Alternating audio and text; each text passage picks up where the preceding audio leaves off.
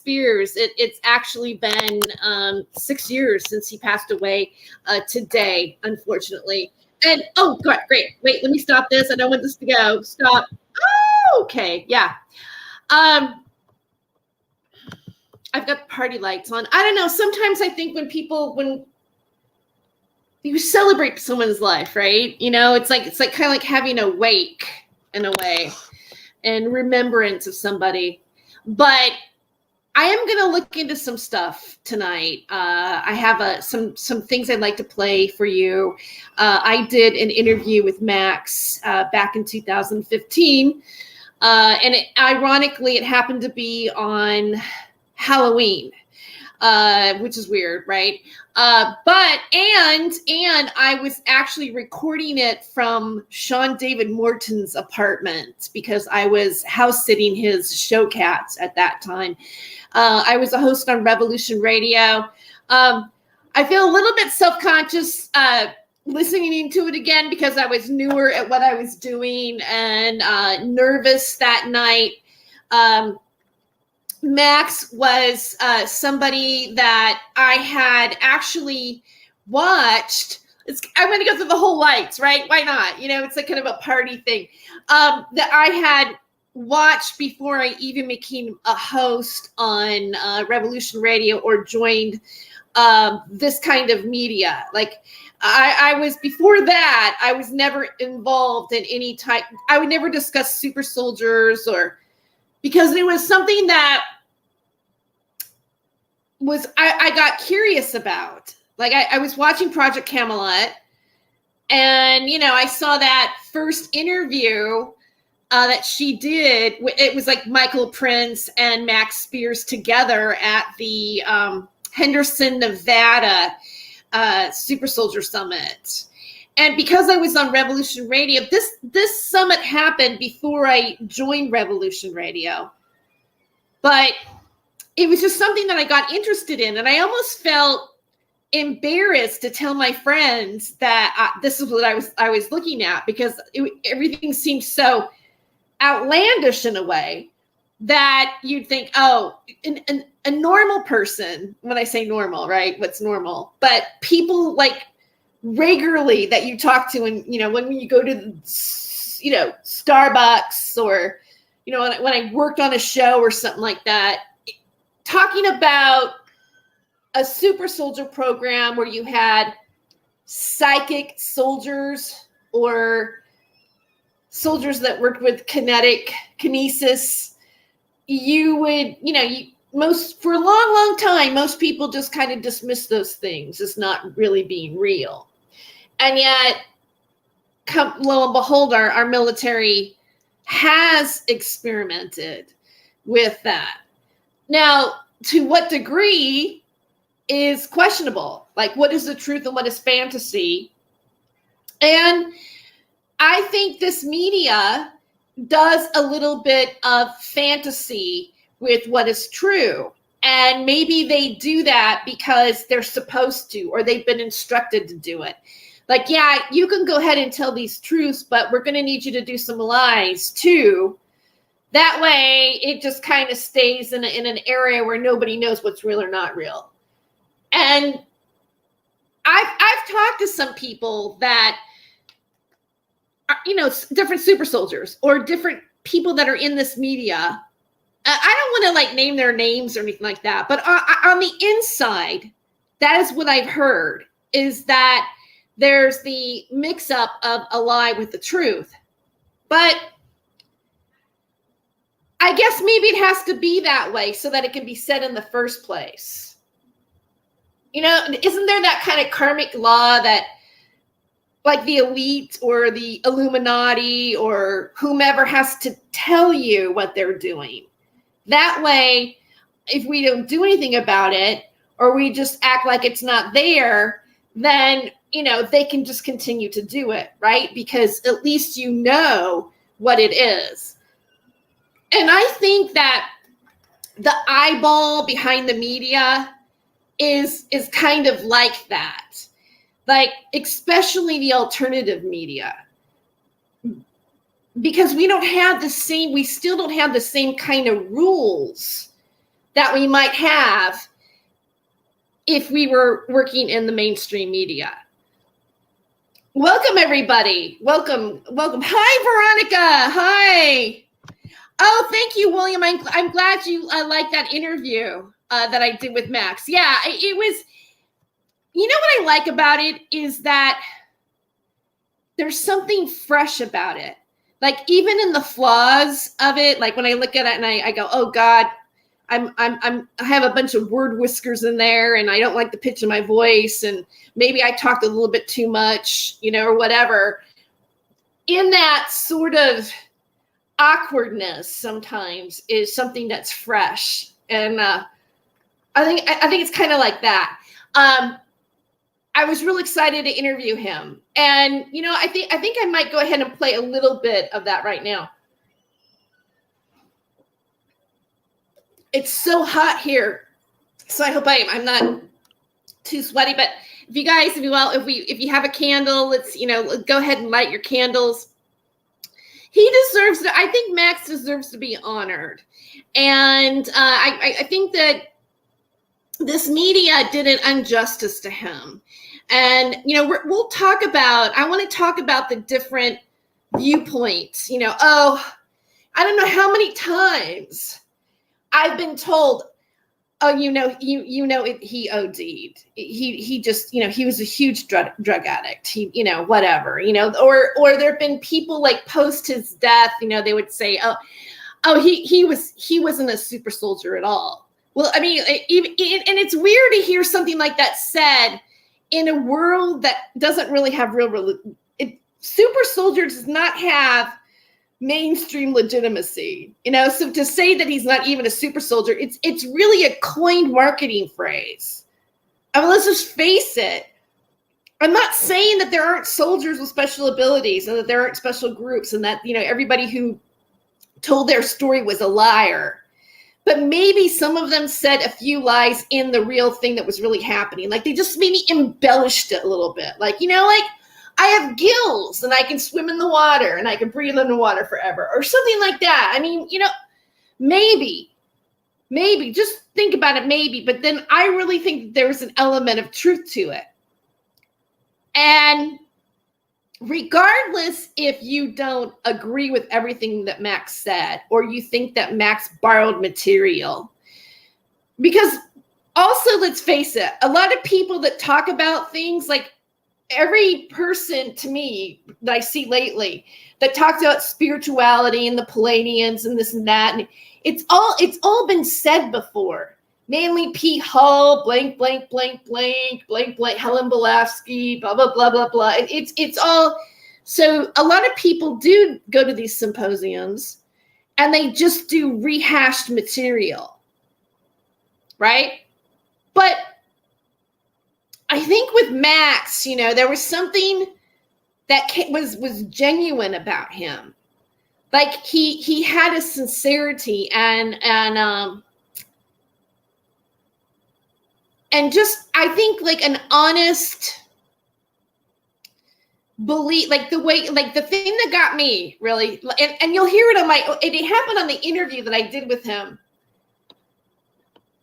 He talked about like the heart.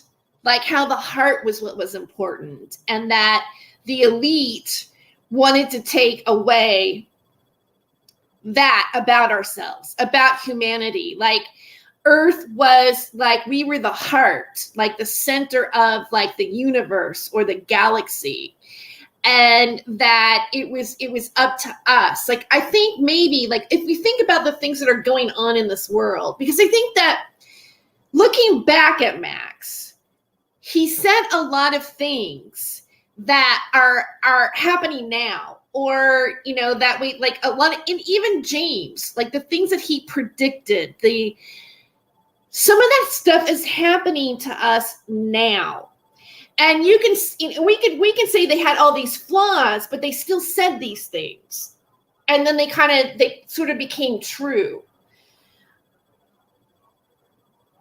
And if we are going through this battle, like whether it's between evil and good or, humanity keeping their humanity, like us really like going, hey, you know what, we do have a heart. Like what Max was saying, because a lot of people don't say that. Like maybe somebody's message is an absolute lie, okay? But you say that. You give us, I think, despite everything, Max gave us a sense of like inspiration or a sense of hope.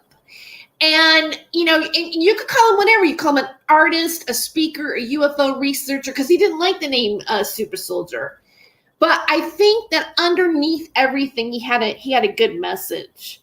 And I think that is why he is worthy of being remembered. And so I know a lot of you guys are like in here saying things. And so are these lights bothering you? I think they're kind of fun, actually. Lace this freaking song. Oh yeah. Tanks. I know he died today. Oh, you're welcome. I hope you enjoyed. Hi, Veronica.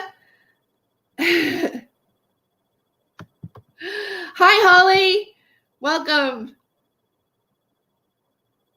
Oh yeah, it's what? It's like, I think you're 3 hours ahead, so it's probably 12:45 on your end. I haven't done a late show in a long time. It sort of feels good to have a later broadcast. So I'm going to go ahead and pull up the interview that I did with them and play it a little bit. And then I'm kind of interested if you guys want to just drop some of your thoughts about Max in the chat or however. Oh, look, I can see my own video here playing. Okay. I should have pulled this up earlier, but I didn't. And I'm also going to play a little bit of that hidden video that I have of him. No, that's not it. No, wait. Shoot. Oh my God. Sorry, guys.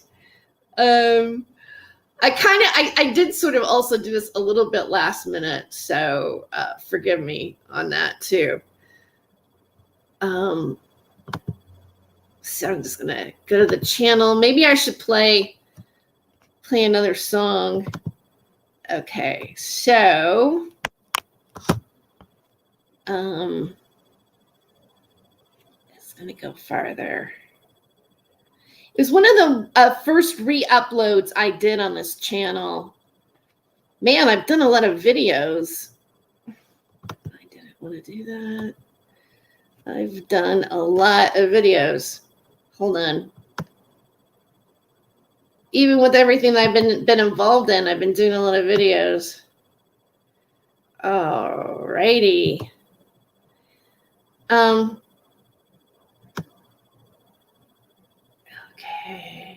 We can't. I know I'm getting close. Here it is. October 31st, 2015. And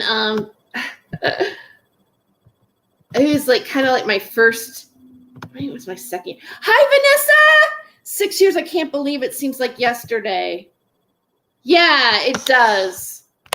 It does. I did it. We did it. Oh, we have a candle lit here for Max. And I just thought maybe I'd do a little bit of a look backwards on stuff. KC says, he looks clonish to me, like perhaps there was 1,000 Max Spiers. Wait, what photo? I mean, do you think, like, are you saying all the time, or just which photo do you think he looks clony? I'm so sorry for all of the loss you've suffered, Vanessa. Yes. I'm sorry too. And I also think that, I mean,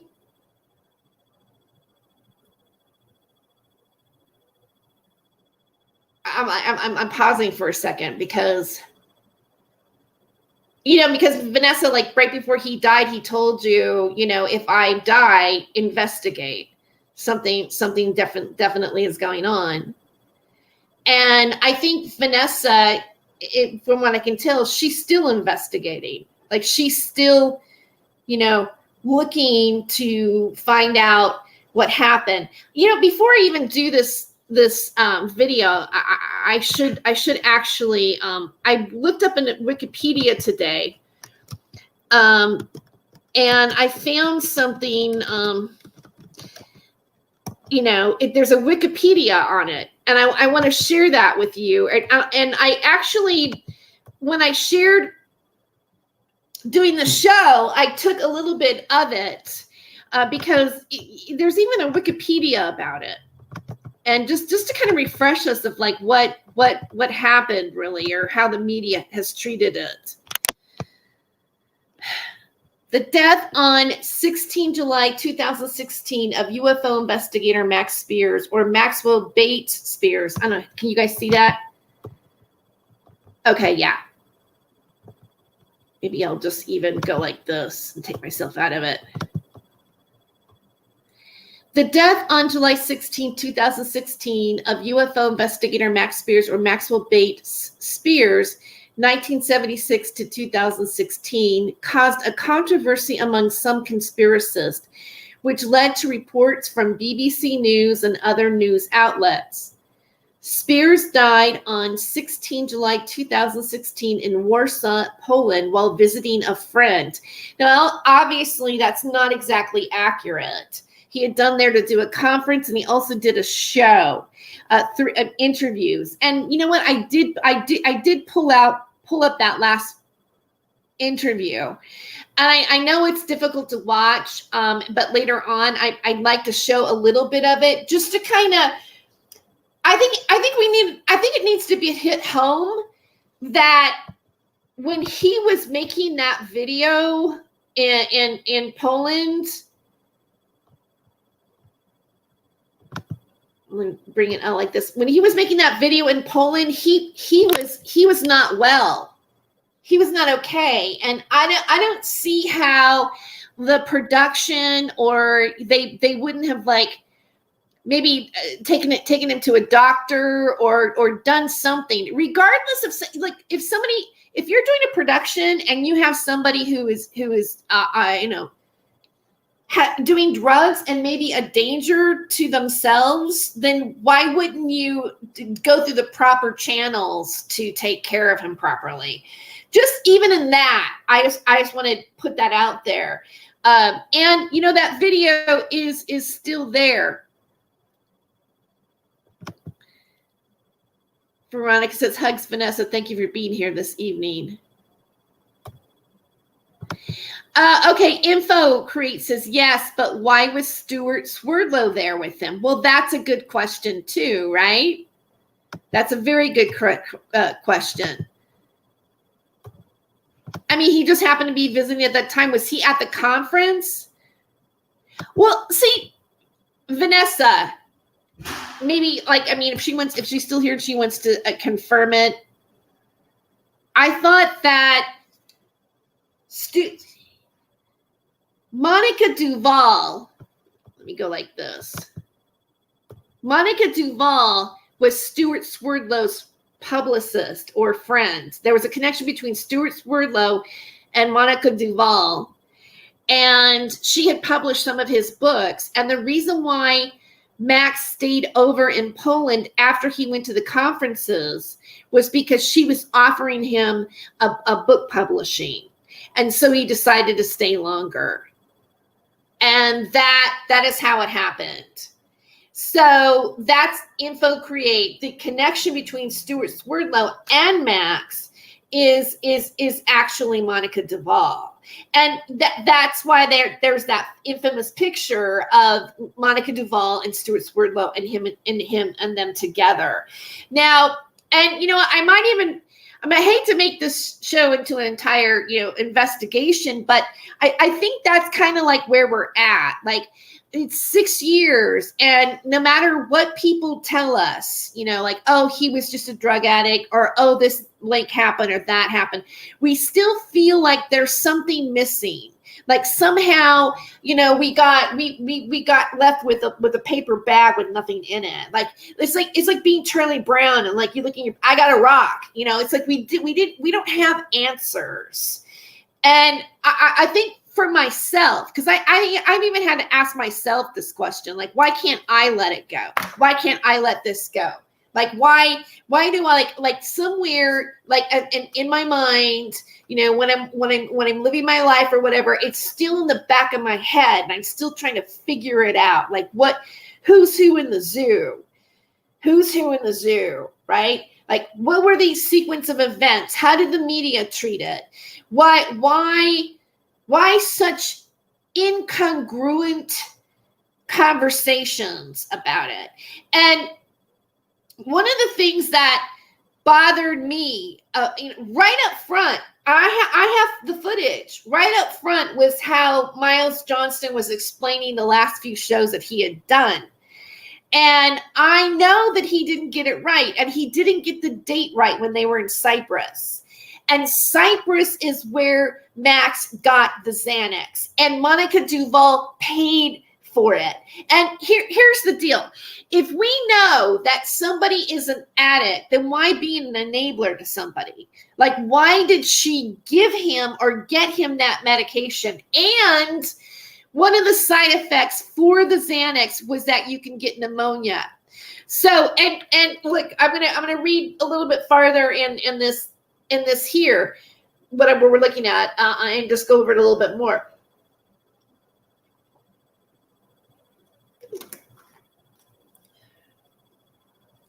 Okay, let us go like this.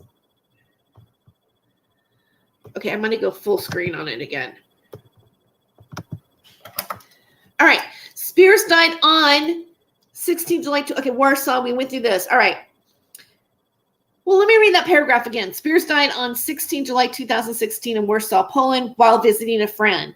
In a multi-part short documentary,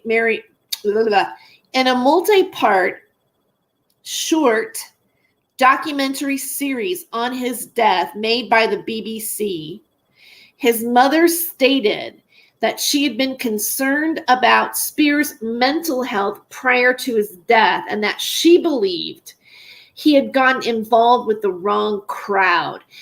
Now, look how that reads right there. I'm just going to have to criticize this because, and maybe Vanessa's still here and she can answer this, but I don't recall her being concerned about his mental health per se. Like, oh, he was fantasizing what was going on with him.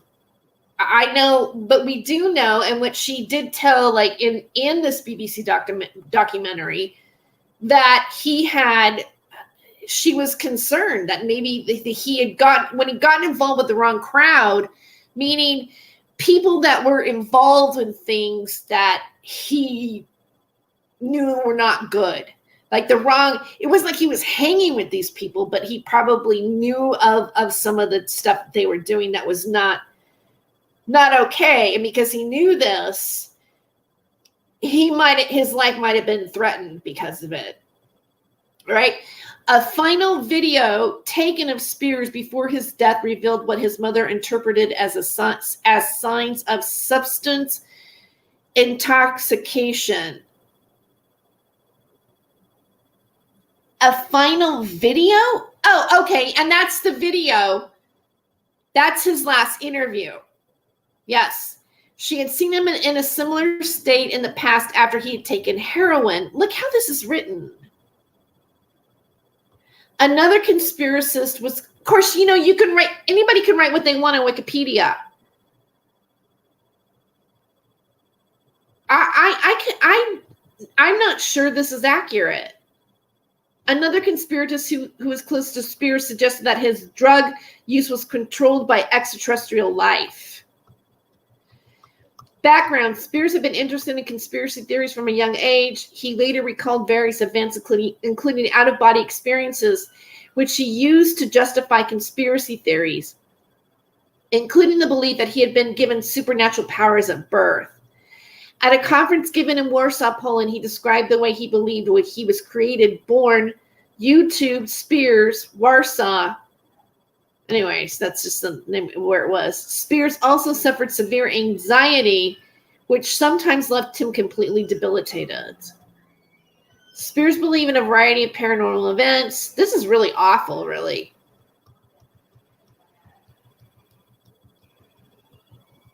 Investigation and aftermath. Spiers was then returned to the United Kingdom 6 days after his death. Spiers' family was advised not to view his body. However, this was due to the extreme deterioration his face had undergone. At this point, he was unrecognizable. On July 30th, August 2016, an investigation was launched into the circumstances surrounding Spiers' death. The investigation by Polish authorities is looking into the involuntary manslaughter of Spiers. In December 2016, British authorities announced they would launch an inquest into his death, which is distinct from an investigation with an aim to convict. Conviction is undertaken by the Polish prosecutor's office, who may choose whether to accept the inquest findings. A coroner told the inquest he was waiting to receive a report from Polish authorities. As a result, the proceedings were adjourned until February 2017. On January 7, 2019, the cause of Spiers' death was released as drugs and pneumonia. Spiers' mother claims that the Polish authorities will not release the paperwork containing the details about her son's death without his written consent. So, correct me if I'm wrong, okay? But is that reading?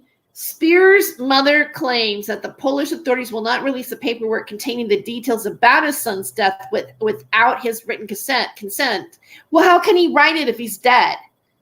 Is that basically what it's saying? I don't know. Maybe you guys can help me out here.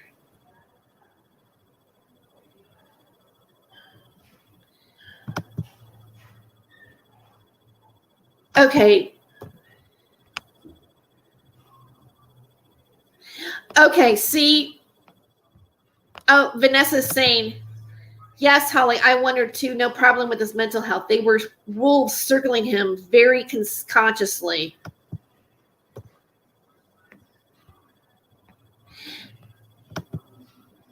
That's all correct. I think SS was there in that house the night he died. I heard so many voices in the background, male and female. SS and his wife threatened me on live video to stop pushing. Really? Fentanyl, hold on.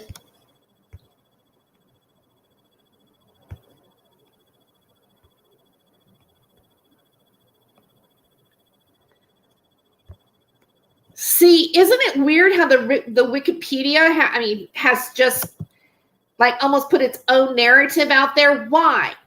Well, of course people can write whatever they want in it. It's joint writing, but who's doing that writing? Like, who's writing that narrative? And that's the problem with this media, is that there's so many people writing the narrative. And by the way, I want to bring something up about Sandra DeRoy, okay? In here in a second. Sandra DeRoy is now appearing on the Basis Project again, doing conferences on her channel. I just looked at, I saw it on Miles, okay, and he's got the footage of her at the conference. So what's all this stuff about him threatening her? And, she's coming out and she said that Miles knew the whole time that they were going to do something to Max, and she wanted to go there. And he says, if you don't go, you're going to hurt your pretty little face and all this kind of stuff and whatever. And now you're back on, like, he's dangerous. You had all these problems. You were afraid of she's afraid of Miles Johnson. And now she's back working with him again.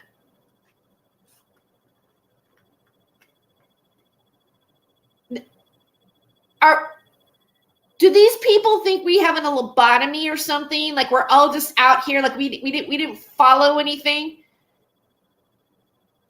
You have no idea how pissed I was when I noticed that today. Like I literally left a message on her video, which by the way, she calls herself Miss Sepsis now. Miss Sepsis. Well, I will say, Mr. Roy, the name fits. The name fits. Okay? That's my opinion. That's my opinion from one media person on YouTube to another one on YouTube that has looked in to what happened with Max Spiers. What you did is you went on your channel and you made some shit up so you can go on Sean Atwood's show with Tad's blessing, even though you guys had conflicting stories about what happened, right? Sandra DeRoy, I'm talking to Sandra. It's like I'm talking to Sandra right now because I'm sure somebody's going to tell her. Someone's going to tell something, right? Sandra DeRoy, on that video, when Miles and Carrie talk about Max's death, I shouldn't point, for the first time, Sandra DeRoy comes on and says that, he wasn't with Sarah at the time and blah, blah, blah, blah, blah. And we know he wasn't with Sarah.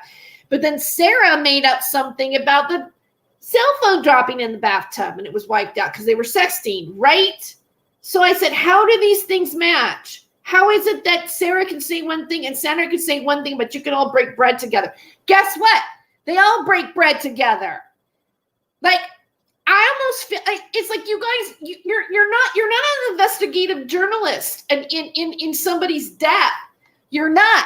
You're dummy media. You're the carnival. You're mixing the cards up. You're fucking with people's heads. All right? That is exactly what is going on.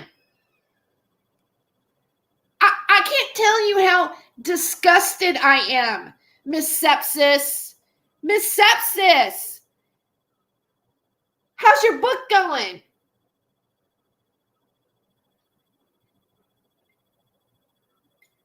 That pissed me off. I can't stand that. There's no integrity in that. There's no if it's true. If it's even true that you were told by Miles Johnston, you felt threatened and you better not go because you're going to get your pretty face, smacked and this and that and blah, blah, blah, blah, blah. Don't go to Poland because we're going to do something to him. And you, first of all, you sat on it for 5 years. And then you came back out later on and go, I want to say something about it now. And then you go back and break bread with him again? No, that is not cool at all. And I said something today. I said, you know what? Thanks for wasting our time with what you said. Hey, Sean Atwood, why don't you vet that shit, man? Vet it. I told you, I sent text to you and said, their story doesn't jive about the cell phone. No, everything's okay. Let's just all sell our fucking books. Yeah, I said it. Show me something different.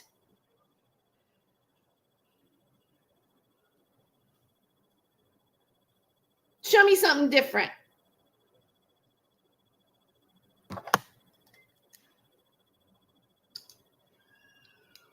Yeah, sepsis, what a choice. Yeah.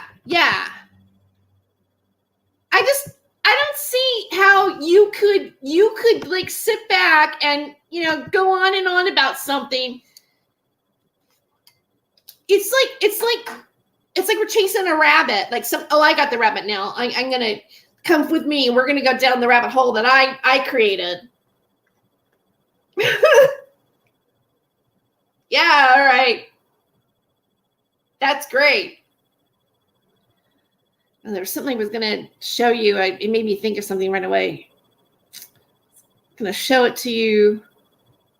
Darn it. And it flicked out of my mind really quick. Okay, so I think what I'll do for a little bit is just kind of maybe play.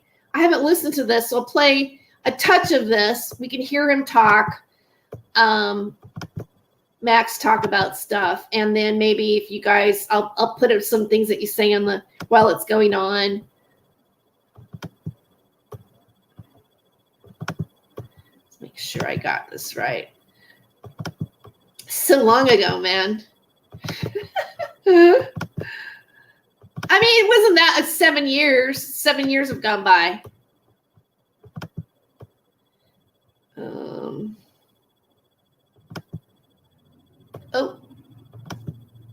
Okay. I'll play it a little bit. Play a little bit of it.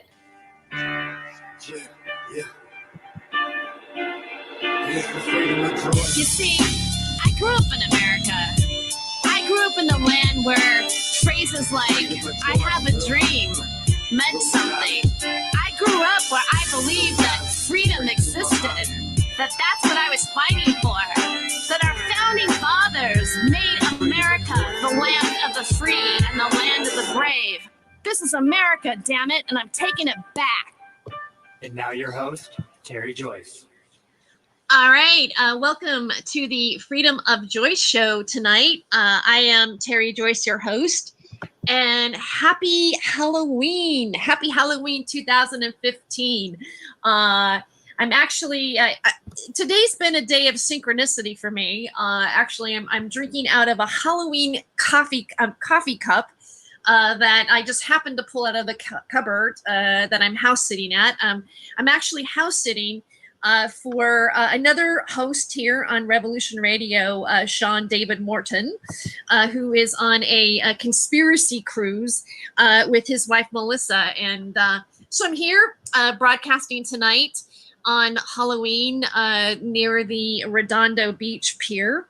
And also, I want to take a moment to, I'm sure she's not listening right now because she's celebrating her birthday dinner, but maybe she'll listen to the archive. I just want to wish my mom, Joyce Beamer, happy birthday. And so it's also my mother's birthday, which is all kind of ironic too. Yeah, my mom's birthday's on Halloween. Okay, make what you will out of that, okay? But we're going to get here in the show in just a moment. This is the perfect Halloween show because in just a moment, I'm going to bring in our guest, Max Spiers, who we're going to be talking about MK Ultra, the occult, and also the military industrial complex. And by the way, in Hollywood, in the entertainment business, it was a lot of the focus is going to be on that tonight, which I have an interest in, and I have for a very long time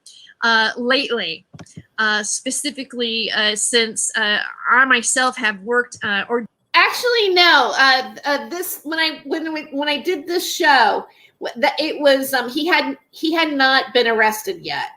That happened a bit later. Yeah, I think this might have been the first time I was house sitting for him when they went on the first cruise, conspiracy cruise. Or do work, but I did work quite a bit in the Los Angeles area in Hollywood. I've been on numerous sets, Paramount, I mean, all of them basically. And, also worked on an NBC reality show as well. Okay, I'm going to skip it up here a little bit. Hold on. That nobody else around. I think a lot. Started running into people who had similar stories to me. I lived in New Zealand from 2000 to 2004, and that's pretty much the opposite side of the world from the UK. And I started to meet people who had very, very similar experiences to me. And so studying that, with my mother when I was a child, she's an astrologer and a tarot card reader. So I had a basic understanding of archetypes and astrology. So I began to understand that the cities that I'd lived in throughout my life seemed to be laid out in a specific way, in a geometrical way where a courthouse would always be in a specific place, the police station would always be in a specific place. So then I started identifying numbers connected with different places, libraries. I noticed how they were doing that. So that led me then to in March of 2008, I'd moved back from New Zealand. I'd moved to LA. I'd lived sort of near where you are now. And in March of 2008, I went through a period of 2 weeks, and I've talked about this before. From what I understand now, with trauma-based mind control, it happens this way. When a child is traumatized before the age of about 3, before the age of 6 and before the age of 3, when a child is traumatized before the age of 3, it immediately creates an amnesiac barrier, so the child doesn't have to keep reliving the experience of whatever the trauma was. Mind control has been going on since Egyptian times and before then.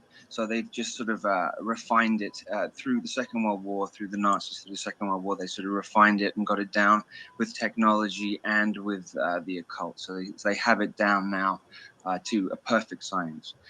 And what had happened around the age of 30, 31. There often can be a bleed through where nothing can hold those memories in that spot anymore. So it can be compared to a schizophrenic breakdown, but by categorizing somebody as schizophrenic with that, you're sort of kind of dismissing and not realizing that there's a lot more going on with it. As I had these memories come through, I started to realize that the timeline and the events that had happened in my life didn't make sense and didn't fit exactly how I thought they had. And this 2-week period, which I'm not going to go into now because I've spoken about it before, but this 2-week period literally woke me up to literally flip my life on its head. And so by the end of 2008, I had to get involved in exposing or finding out what was really going on.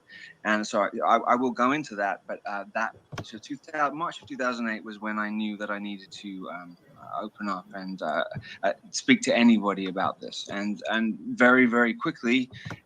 See, I find all this very interesting. I hope you do too. And just think about how eloquent he was. He was so well spoken. He did radio very well. He was very good at presenting who he was and what he had gone through. I drew to me a lot of people who were having the same things. Very interesting. We spoke a little bit earlier before the show, and you said in 2008 this kind of happened around Heath Ledger's death, and that you had a connection to him. Yeah. Okay, so I have a background in the entertainment industry because my grandfather was an a British character actor. So my mother growing up was around a lot of celebrities, and I'm trying to think of the name of it. Heath Ledger was one of the children who was so there's programs. There are programs that are put together, and they pick specific children from specific bloodlines, and which are bred for specific bloodlines for specific roles. And Heath was bred for that, and all his movies were done in a ritualistic sense. So each one was done to show you almost like all his movies were done as a large tarot card reading. The Hanged Man, the Joker is used, the Death card is used. So what I've begun to understand, that some of these people, so the roles in Hollywood, the roles that they get are just giant ritualistic or ceremonial magic pieces rather than individual movies. Oh, interesting. So yes. So with Heath, with that, the connection being There's a lot of numerological connections to him. I'm just sort of avoiding saying names now, but Okay. yeah. We don't have to say who it is at all, but that does make sense. And if you think about the body of work that he did, there's Brokeback Mountain is one of them. Yes. Yeah. Which was really a cultural shift, really. I think. Now, if you look, the word Brokeback Mountain, well, mountain is symbolic of a pyramid, and Brokeback, so it's a broken pyramid, something to do with symbolically the capstone not being placed on the top, a broken pyramid. That's what I got from that. The movie itself was more conditioning to make it more acceptable for the new order that is being put in. There's slowly conditioning to accept certain lifestyles. It's not really about a gay or lesbian thing. It's just that they keep pushing down. It's like a drip, slowly, more and more accepting, because they couldn't go ahead and put out the depravity that they want to put out immediately. They have to slowly lead you to a point so that you accept it that way. And so I'm just addressing the Brokeback Mountain particular movie. Yeah. Well, thank you for doing that as well. So I wanted. Sorry, guys, I got somebody making a lot of noise there. Anyways, I'm going to skip through a little bit more towards this part, and this let play out a little bit. Again, he died the same way as that scene that his son died in the movie. Yeah. You know, and then they were also blaming his death on the fact that he had some sort of open heart surgery where they took the heart all the way out of the body. Here's the heart part. Okay, wait. I guess they actually did do an autopsy on it. It says there was no evidence. Okay, we're talking about Robin Williams. Okay, here it is. Yeah. They impacted so powerfully. They want to do that. And I think with Cobain, we were talking about earlier. Okay, yeah, we're talking about deaths. You know what? Maybe I'll come like after the break. Hold on, I think it's like around here. He was huge to us. I mean, in the community that I'm in. And okay, let's go a little farther back. It's like, yeah, I mean, I remember that. Yes. And that goes on. That goes on. I mean, something just came to mind with Eric Clapton and his son Connor Clapton died and fell out of the window of a hotel. Now, I'm not saying that is that, but it seems to me that a lot of these, I mean, rock bands from the 70s and 80s, Zeppelin, Sabbath, the Beatles, the Stones, one of them has died, and it's always the one with the softest heart. It's the one that's the kindest. Usually the one that goes, because that's more pain. There's more pain and suffering that way, on a grander scale. Because even if you didn't know that person, if somebody who has heart is killed, because we're all connected, you will feel, the average person will feel, general public will feel it a lot more than had they not been compassionate people. So do you think, I mean, and you know who else just came to mind to me is John Belushi. You know, John Belushi dies and then his brother comes out of nowhere. Out of nowhere, and then yes. And so that, I mean, that's a huge sellout. For you, to sacrifice your brother, and then he had a career and for 30 years. And Belushi and John Belushi was known to be the kinder of the two. The one who died, John died, right? Yeah, John Belushi died. Yeah, he overdosed at the Chateau Marmont. That's right. By the way, Robin Williams was present. Yes, he was. As well as Robert De Niro. De Niro was there, really? Yeah, that's what I heard. I mean, that's to my understanding. And they both, of course, scuttled out of there, right? Yes. But being there at the death, there are rituals that go on when somebody dies, and they can draw energy, or the soul energy, from the eyes of the person that is dying, and that happens. So I don't know if that happened there, but when there's someone hanging around at the death, I always thought there was some connection or something was going on there.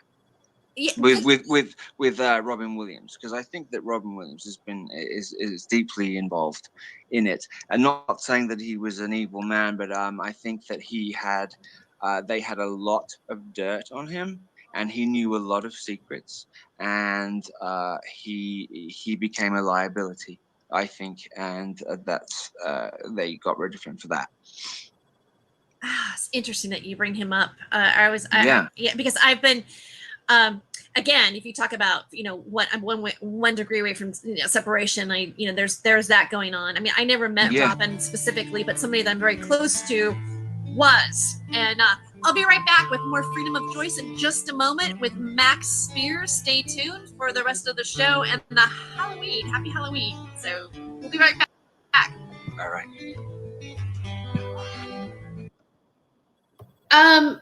Okay. Right, Vanessa, I was thinking the same thing. Oh my God, Max is predicting his own death experience here. Yeah, that is weird. It's kind of weird. I'm like put the candle up again. It's kind of weird because I was kind of just moving around on the dial. You know what I mean? And then it's like boom, and I thought, oh, it's somewhere in here. I was looking for the Robin Williams part, but he wasn't he? Wow. Like they always take the person who has more compassion. They want to take that person out. And then if they're wanting to inflict pain on a bunch of people, then that is also like part of the entire, I'm sorry. Yeah. That is okay. I'm going to go a little bit more with it too. So just hold on, because we maybe I missed the Robin Williams part, but now we return you to your host.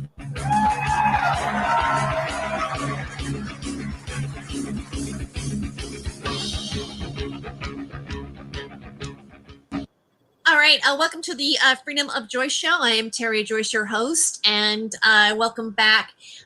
Just at the top, we are now again at the top of the hour, and I just want to do a quick little plug for Revolution Radio. Again, we are the #1 listener-supported radio network out there. You can hear it, right? Well, hold on. What's this part here? Of the National Enquirer, and it published parts in his. Okay, yeah, here we go. You can hear it okay, right, you guys? Oh, that's the thing. Did you know that Prozac, 50% of the medicine in there, half of it is fluoxetine and half of it is fluoride. So when you take it, you're putting massive doses of fluoride into your body, which makes you subservient and slower, and you do as you're told. Fluoride. There's huge amounts of it, and that's not talked about, and that's not said. Max, I want to get a little bit back to Robin Williams too. Yes. Which for some reason he's just on my mind right now. It could it be too because he was so beloved as well, and the public. It was. Yeah. I mean, I felt my heart hurt, and I just because I thought about all the different movies, and he even in a lot of the parts that he's played in films has come from their heart parts. I think he always played Awakenings. The movie Awakenings comes to mind with De Niro. Actually, as you said, he was there with Belushi. But yes, he's always kind and compassionate and emotional, and he always makes people cry, and you feel for him, and that's why the death of him they impacted so powerfully. They want to do that, and I think with Cobain, we were talking about earlier, it sent shockwaves because people felt for him because he was a regular guy, and well, seemingly, you know, regular guy, and the more suffering that's caused to the populace, the bigger the gain. You know what? Person. We do have a caller here for just a moment. You know, Yes. Jude is with us. Is this Jude Rogers? Yeah. Oh, Jude, welcome to the show. Hi, Max, hi, how you guys? Hi. Thank you Jude. for talking about this and being here. I tried to get everybody to hear you, but okay, so take a breath. This is about Robin, my beloved Robin. Okay. From the very moment that I heard that he killed himself, I didn't believe it. And you know, there is that. So, what do you really think? Because there is a July 6th issue of the National Enquirer, and it published parts from his. I guess they actually did do an autopsy finally. It says there was no evidence at all of trauma, which would have occurred if. So they made a story up that he was murdered by some random robber and he didn't commit suicide, but. I mean, I think it was far different than that, personally. And there was that, you know, there was that sketch from that bizarre TV show that aired, you know, what's it called? Family Guy. Family Guy, yeah. So go ahead, let me hear you. You must have seen that, right?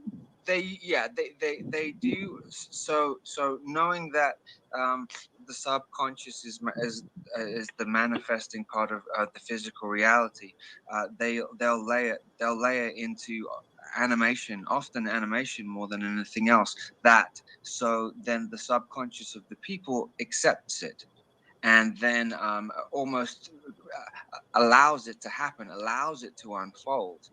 So they'll slip it in and do it that way. There was lots of 9/11 showing you 9/11 being destroyed for decades before it happened, so that the subconscious is conditioned to accept it, because the subconscious has to accept it for it to manifest in the physical. How clever! I just don't buy that he committed suicide. Well, I don't either. I mean, plus, you know, he died again. He died the same way as that scene that his son died in the movie. You know, and then they were also blaming his death on the fact that he had some sort of open heart surgery where they took the heart all the way out of the body and then put it back in again. So there's the attack. That's supposed to cause depression or something. Yes. So that's a symbolic attack on the human heart again. And Robin Williams stood for heart. We were associating Robin Williams with compassion and heart. And so them telling you they're taking the heart out and putting back is then one more attack on human beings' heart. They're trying to break the heart.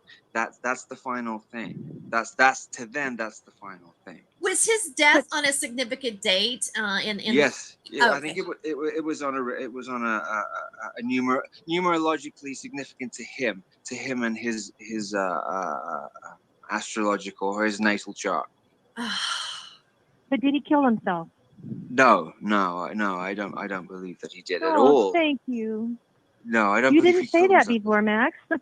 Oh, I'm sorry. No. You were kind of hinting that he might have committed suicide because his subconscious accepted it. Well, I mean, I didn't say his subconscious. I said that the human beings have to accept that. It's not whether or not he killed himself. His death. So they layer it into TV that his death is then accepted. It doesn't matter which way, and then so then that manifests itself. Well, you know, Oscar Wilde, you know, there's this Oscar Wilde quote that that the only way to tell the truth and not be assassinated is to be funny. But that's not necessarily true, is what I'm realizing. You know, that it doesn't matter if you're funny or not funny. They might still take you out. There's also, you know, within this book that I'm reading about the Laurel Canyon incident. Okay, anyway, I mentioned I just want to share some of the stuff with you on that. I'm not gonna make you guys do the entire video, but if you want to listen to it, I'm gonna make sure I'm gonna add this to the chat, and then I'm gonna make sure that that I also included in the description later on. But that's the whole interview. If you want to, I might actually even listen to that again because it's weird. even after doing the show and then listening to it again, there are things that I look at something in a different way than I hadn't before. And that's what I kind of like about looking back at Max's interviews and work, and even listening to I enjoy doing those analyses of James Casbolt, and just looking at those things, because for me they were the most interesting. James Casbolt and Max Spiers were the ones that I like to watch the most. I watched a few things of James Rink. Oh, by the way, I'm not going to do it tonight, but you should check out James Rink's Instagram, because I follow him on Instagram, and he actually, he dances. Like, he does that kind of dancing where he throws his legs up and spins around and everything. It's pretty impressive. He has several videos. Like, maybe you already know this about him. James Rink is interesting on Instagram. What he does on Instagram, it's not what to me. It's not what I would expect. But I guess we're all kind of different. Okay, so I know this is a little bit risky, but I want to also show you a little bit of the footage that I have uploaded onto my Spotify of the interview that most people wouldn't see. I don't know if I should do that. I thought about it. I go, is that going to get me in trouble if I show it here on YouTube or whatever? But I thought maybe I play a little bit of it. It's the infamous video where, well, you'll see. It's really not out in very many places. So let me bring that up. Hold on. Oh, no. Here we go.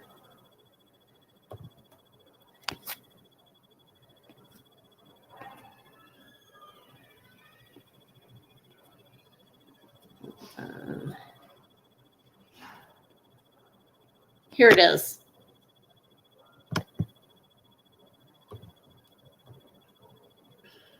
Let me see. Let me get it started. No, I want. Okay, yeah, that's what I want. Okay, yeah. I need to go to the beginning. Let me expand it. Okay. Maybe I better have it go down for a minute. Hold on. All right, I'm going to show you this other footage. And it's pretty self-explanatory when you start watching it.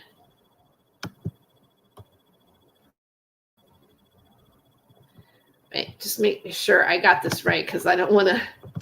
This is kind of tricky. Okay.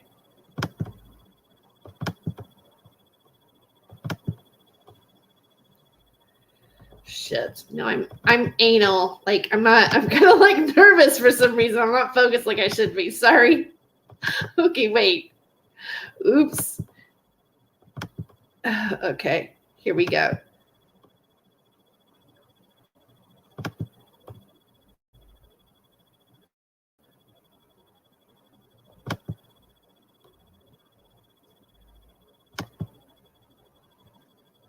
Okay, come on. Play. Here we go. Oh. Why did they make it so difficult? Can you not see it? Well, that's better. There must be some way out of this. It's better. It's much better. How is this not moving? Yeah.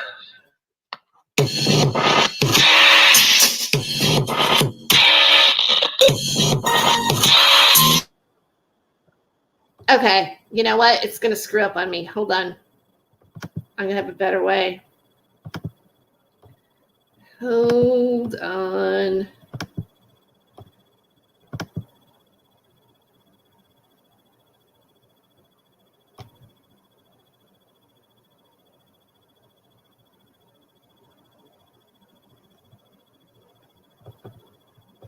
Sorry.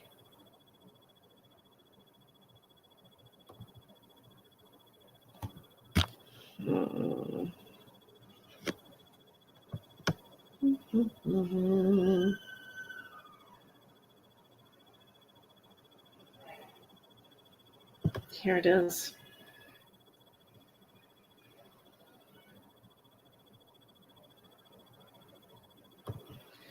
Wait, one more.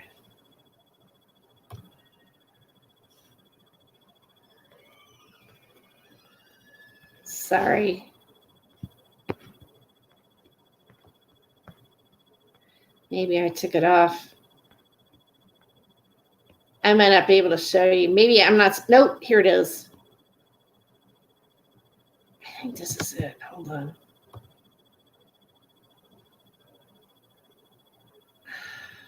I think so.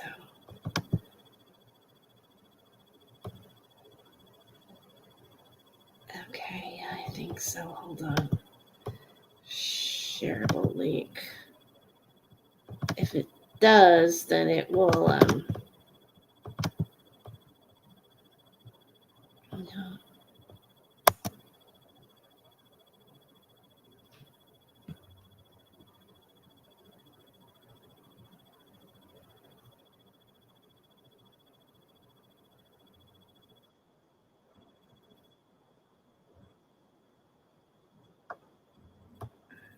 Okay, yeah, this is it.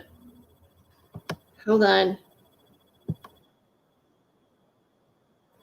Wow, I'm getting like a lot of resistance on this. Okay. All right, wait.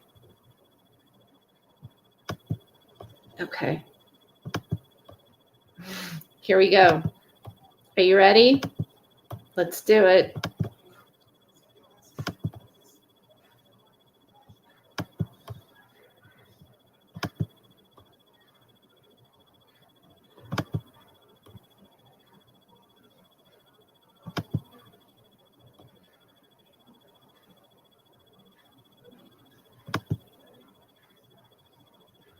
Welcome to the Max Spiers first 2 hours of our interview in Broadstairs. Now, during that time, we had a great deal of difficulties. We met Max earlier that day, and we were being tracked by quite a lot of pairs of agents. In fact, Max sort of joked, and the game he explained was you identify the agents and then that's them out of the game, and then they just get up and leave. And he did that with a couple of them. That was all videoed outside. In fact, there was a couple of agents walked out of the pub that morning, and there were two at either side, as if like they were guarding. And one of the agents, a woman, actually on her way away, said, "Oh, hello, Miles." You know, very, very civilized. And Max was aware of a lot of hostile activity, and we were having a chat, and we eventually got round to Broadstairs. Now, what happened was that one individual got through and triggered Max, and he started to drink very heavily that morning. And we were all set up to do these records at Broadstairs, and very disappointing. Max was absolutely after quite some time, we decided to go for it, and we did 2 hours. Now, Max has clearly been drinking. Now, we know all that. That was in 2014. It's now 2022. And having had the whole Bases archive wiped out by YouTube, and we're slowly getting things back up on air. And since that time, of course, Max was assassinated in Poland. And I said, and I promised with Sarah, and I promised with Vanessa, we'd never put this interview out. However, looking at the interview, Max is saying some very important things. He's fighting the alcohol. He's making statements. And I think after all this time, it is now time to show them. Now, we're all grown up. We're all adults. The debate is whether it should ever be shown. Say, and what we spent so much time trying to say and record, it should be shown in the context that we all. Hold on. I'm going to stop it for a second. Okay, I want to make sure that I have this going. And my internet, if I don't stop it, the internet gets really wonky. So I'm going to close a couple windows down to see if I can make it like a little bit better. Okay. And I'm going to take it back just a beat because I was kind of screwing with stuff there. And hi, Raven. Welcome. Okay. Here we go. Let's try this again.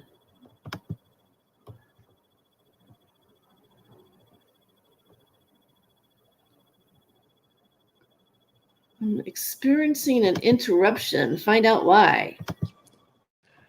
And I think after all this time, it is now time to show them. Now, we're all grown up. We're all adults. The debate is whether it should ever be shown.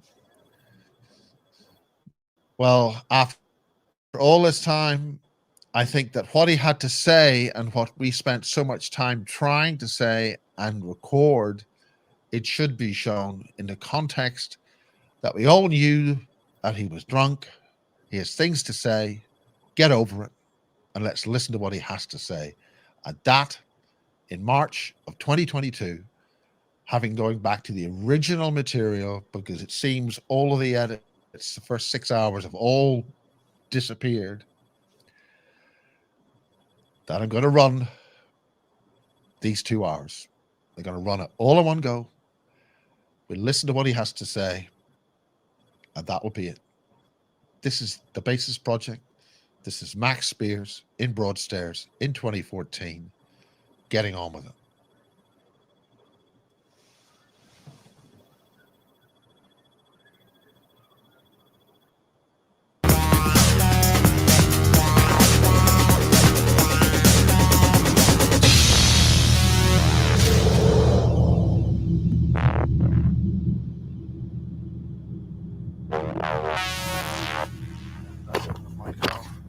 He wants to be me is one of the most fantastic lines Michael Prince has ever said. Ever. And you know what? At the end of the day, I would like to sleep on the couch at his mum's house. Be nice, but I will be nice.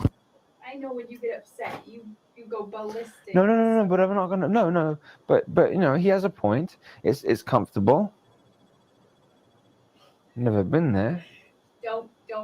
Why would I want to leave here and not go to LA and live my life? Be nice. I will actually, because I actually like him. And that's the nasty part, huh? Okay, Basis 37. Part the one. Fucked up part. I actually like the guy. Okay, part one. Oh, God, come on. Isn't that fucking... Okay, Basis 37. Twisted? I actually like that. Let's see if that sits. That sits. Now, I think we were going to have somebody in shot. Do you know who we were going to have in shot, Max? Sarah's on our way down here. I like my cigarette because today, without pretentiousness, is going to be cigarette day. That's what it is. Miles, thank you very much for coming to Broadstairs. It's been a long 6 months.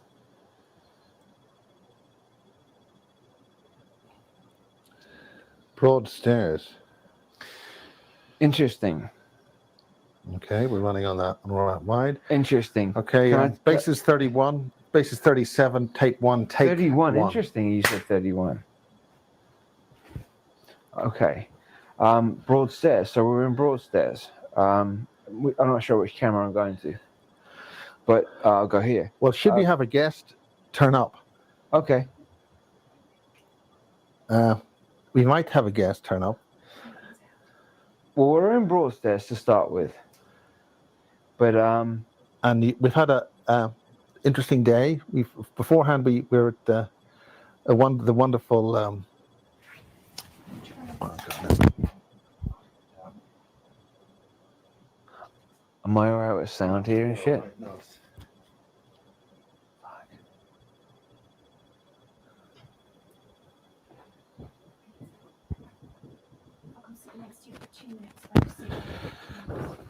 Don't time yourself, love.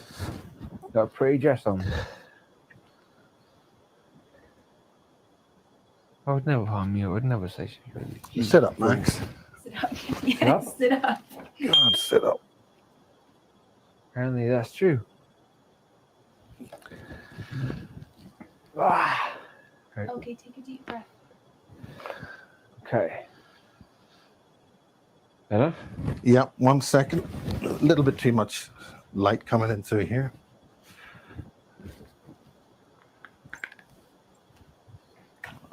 Hands fucked. Sorry.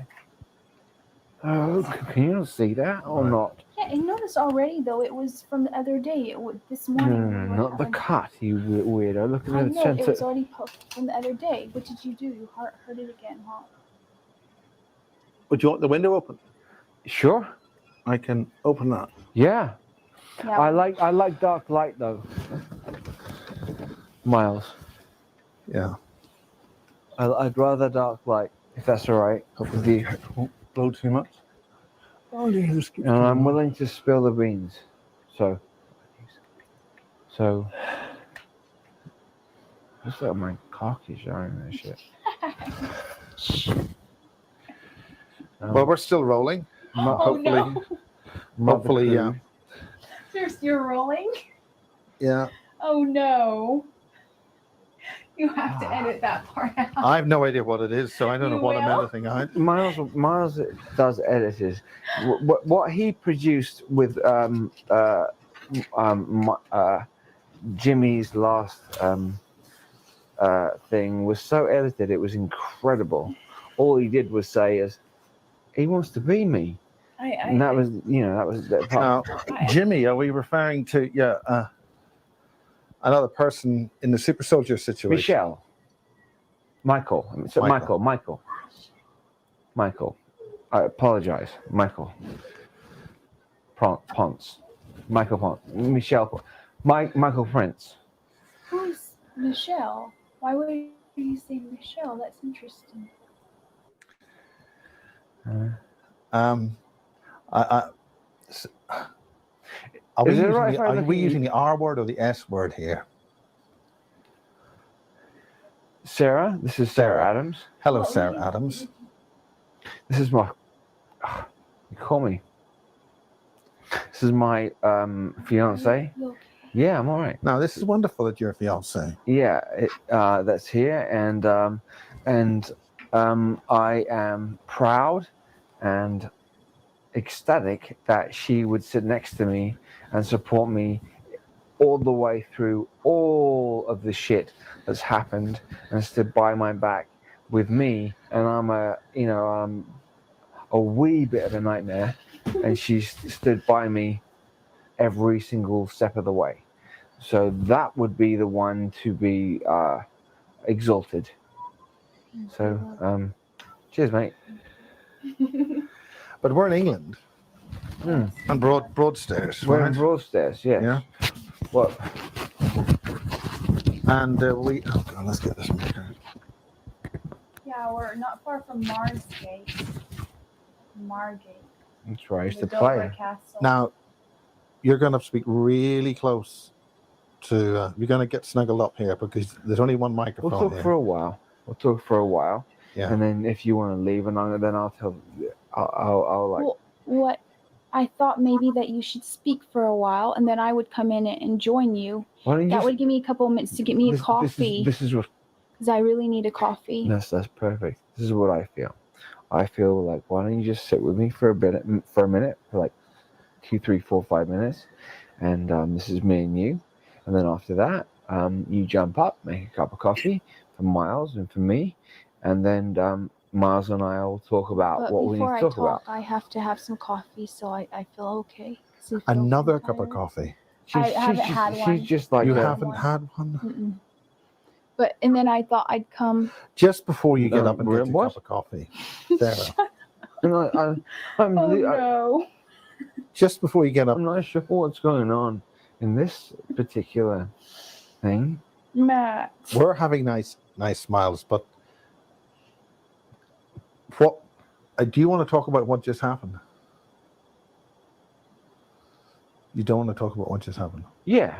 Lay it on the line. Okay. Because I get suffering. I get very upset when there's cameras pointed at me, because I think that there were perhaps times when I was younger, when there were cameras in front of me, that made me feel uncomfortable. Okay. That shouldn't have been filmed on me. Right. So this is important. Plus, I think to explain things. It's important. Yeah, and I think there's something. And I think that particular part I'll talk about when Sarah's out. You know, when Sarah, yeah. Because it's the whole thing that there's lights on you too, and you know when the police interrogate you or military interrogates you, you have the lights on you. So there's something with that too. That's what I figured out. And this is something that you're recognizing. Yes. And she knows me inside out. Yeah, I know that he's not like this. And as soon as per se, one evening with Eva, we were really happy, and Eva was going to put him on a show, and just at the last minute, he flipped out and started to growl and started to get very angry. And I just want to make it very clear here that I love Eva, and he loves her, and he didn't know what he was doing. And I remember that. So you get triggered. And when I saw him on the Carrie Cassidy video, he obviously was triggered because I looked at him. I was like, that's not Max. Wouldn't want to blame Carrie Cassidy at all, because I think she's a absolutely fine lady with a personality which is calm and somebody. It's not about the interviewer at all. Okay. It's about something you went through when you were younger. One at a time, though. Go ahead. Okay, just let it speak. Yeah. Okay.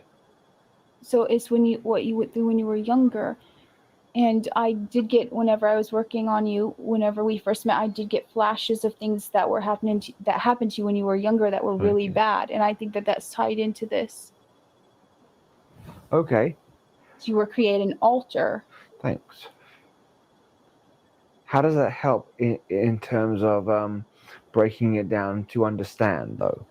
What I'm trying to do is to understand, to put it out, to understand it.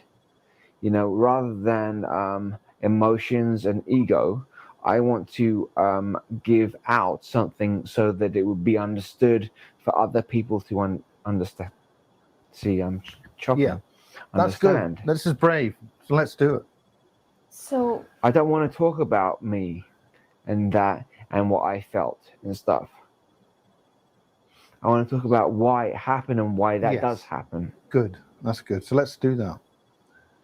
Okay. I lost where we were at. We're describing the situation of this interview as to why it's happening, so people understand that when they watch, they'll understand what's happened, and so they can build this into your to understanding what this whole thing's all about. Okay. So okay. And previously with the Carrie Cassidy interview, which yeah. Right, I'm not, and I certainly am not someone to point fingers. I'm not. It's not my personality to point fingers, because I lost that 10 years ago. I'm not about to point fingers at anybody. Even the perpetrators, I'm not pointing fingers at, because it didn't help me. I spent a long time saying, you did this, you did this, you did this, you did this. You're fucked. I'm gonna get you. I'm gonna get you. And it didn't get me anywhere. Apart from more angry and more energy and more energy, and all that happened is more things blew up around me, and more people got pissed off, and more things exploded, and which is great for drama, but didn't help me. And no good. No, fine. I'll be doing a little bit of that every so often. I got into this for me, because I wanted to know what the fuck was going on with me. Excuse my language. Yeah. I wanted to know why this was happening to me. You have to leave me a bit there. Okay. But, yeah. But you have healed a lot. You've healed a lot. Yeah. Merged a lot. Huge amount. And merging is about looking inside yourself and sitting back and understanding and looking and understanding why you did what you did. And I think that even though now and again I do by nature I do esoterically attack. Max as a being isn't that way. I'm more of a defender. I defend the people I care about. I defend those people. And there are only a few, though, because I don't think in this particular lifetime, even though that's stereotypical, in this particular lifetime, I didn't fully understand love. Now, this particular lifetime refers to different times, different existences, cycles. Yeah, cycles. Yeah. Or are you simply referring to different incarnations within this cycle of lifetime? No. I got stuck here. Because I'm very attracted to shiny things. And Saturn at the time was very, very shiny because it was our old sun, and I wanted to play. And then when I did, I got caught. You got stuck in this solar system for a very long time. Ages. It's been here for a very long time. And so, I learned how the cycle worked. So I learned and understood the death and rebirth 13 plutonic cycle. So once you understand that, once you have a grasp of the 13, then you understand how to come back again. This particular last one, because this is the last one for me, I had to finish every single piece of shit that I'd done before now. Now, I've been at war with 3 different people for pre-Lemurian Atlantean. So initially, okay, so we look at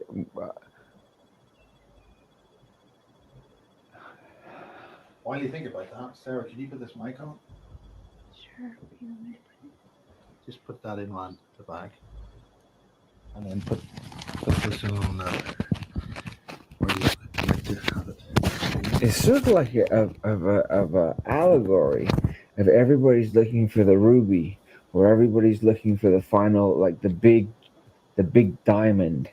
Everyone wants to put their hands around the big diamond, when in fact, putting their hands around it doesn't make it their own. All it does is make them think it's their own.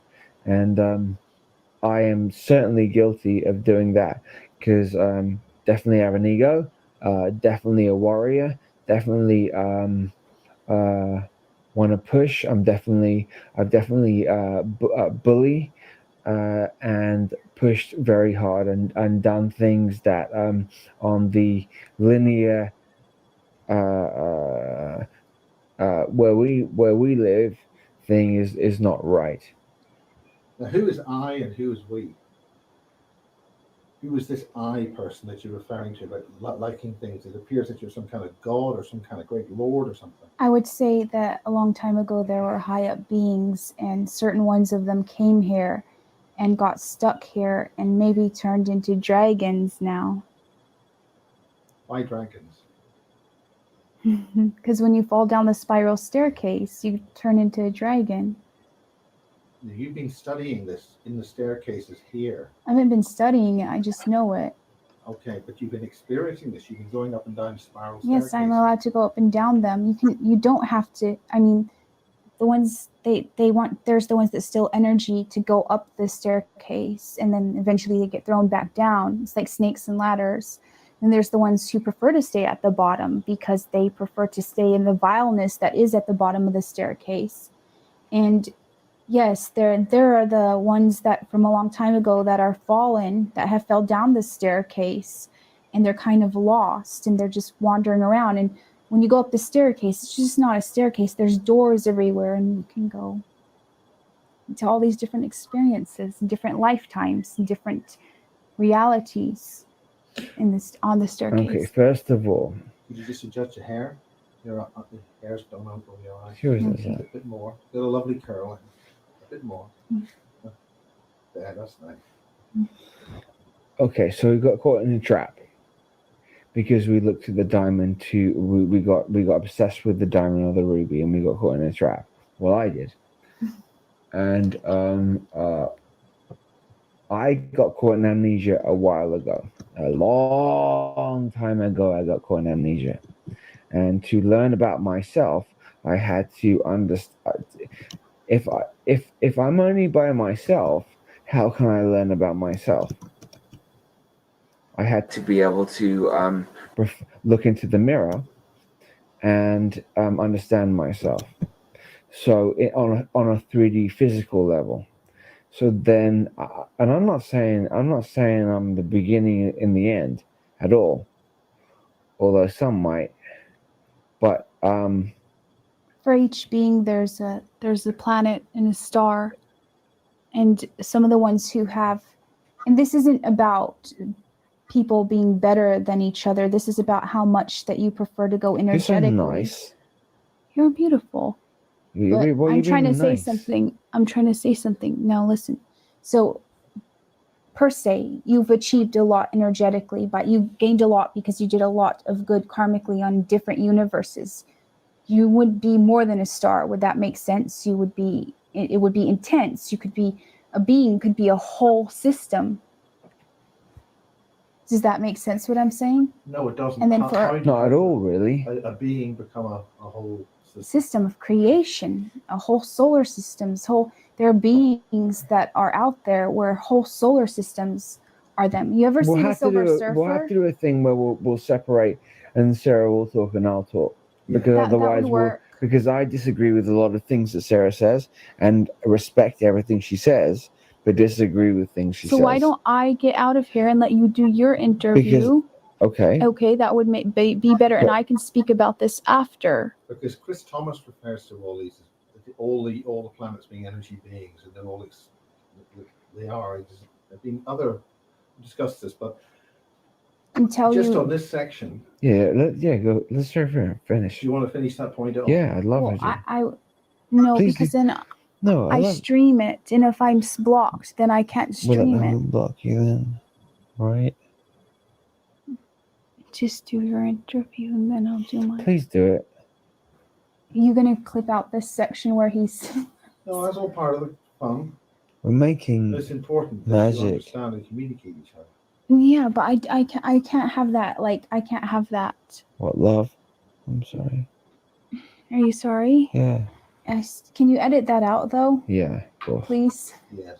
Thank you. Okay, so there are certain people walking around that there's a star for. There are certain people walking around that there's a planet for. And there are beings walking around who have evolved to such extent, not even in this system, that there are whole universes of creation. That's why, if you look at the solar systems or stuff, it's in a spiral. Did you notice that? It's a spiral. Yes. Did you miss that one? As it moves through. Yes, it's about soul evolution. You can choose, it's infinite how much you can evolve on a soul level, and you can become universes. That's the thing, and people don't understand this. I already am a universe. I know this, and a lot of people walking around don't know. They forgot who they truly are. They're in amnesia right now. What's the purpose of the amnesia? I would say because if you had evolved very, very, very, very much, you would want to put yourself back in a state so you could even overcome that. You would want to go put yourself back in a low state. So you would have to, you continue to evolve, you would have to continue to overcome also. You'd have to continue to climb a mountain to overcome things. That's how you evolve. You learn more and more and more. It's infinite learning. It's interesting. I mean, that's how the Ethereal Society, they have people going up mountains and doing prayers, bringing it up. Yeah. Same principle. Same principle as that. Yeah. Are beings who's passing through this universe or through this world, who there are universes out there. Energetically, they're universes. And they may be the person next door who doesn't even remember until they wake up who they are, and all that energy streaming through there. When they evolve and they can pass to other universes. Everybody's experiencing each other in a way, each other's creation.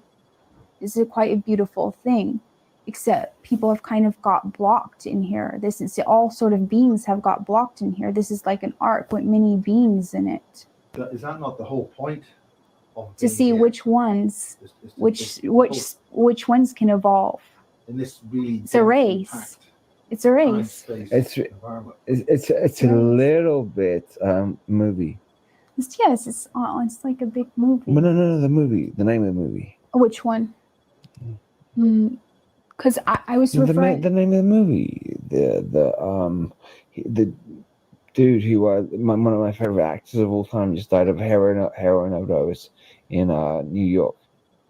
Oh, are you talking about that movie? I know what you're talking about. I don't remember quite the name of it though. It's Philip Seymour Hoffman. Oh, you're talking about the Hunger Games. Yes. Principally, basically, at this point, we're at that point.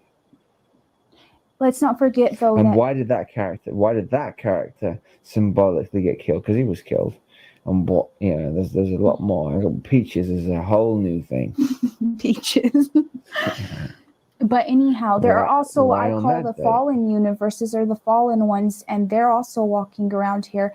And I think the movie The Silver Surfer showed it. Remember, he had the universe in back of him, is Lucifer, and he would go from planet to or galaxy system to system and energetically eat. So you have the fallen ones too. You just like down. That's not just the only thing he did. The Silver Surfer is very interesting. You think? Okay. All right.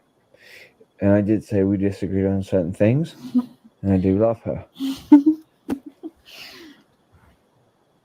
Enlightenment is very important. It is very important. You won't go anywhere without enlightenment. But we're leading to just like cosmological things here, right? Size and importance. But just like the dragon in the middle of the labyrinth.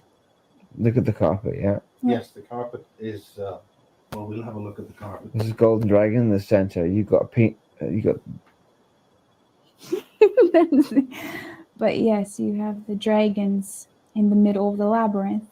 And until they can remember who they are, remember exactly everything, then they get to get out.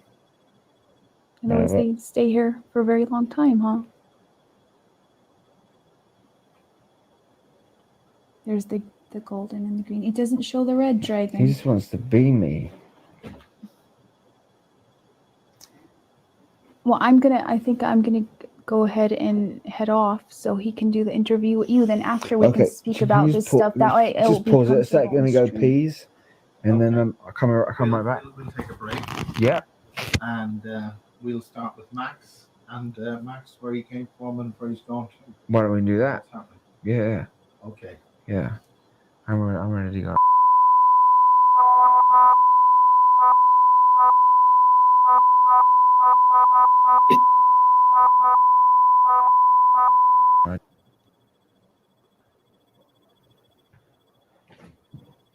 It's a nice shirt, Mike.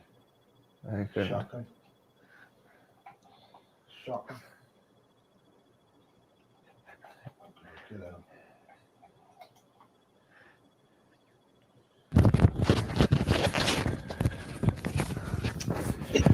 Sometimes I feel like I feel this sense.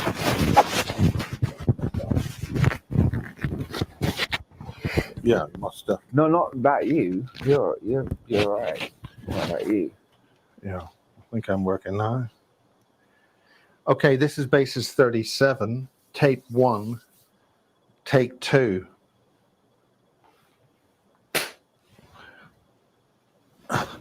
Always forget to put the Quicker. The clap in vision. Well, Max Spiers.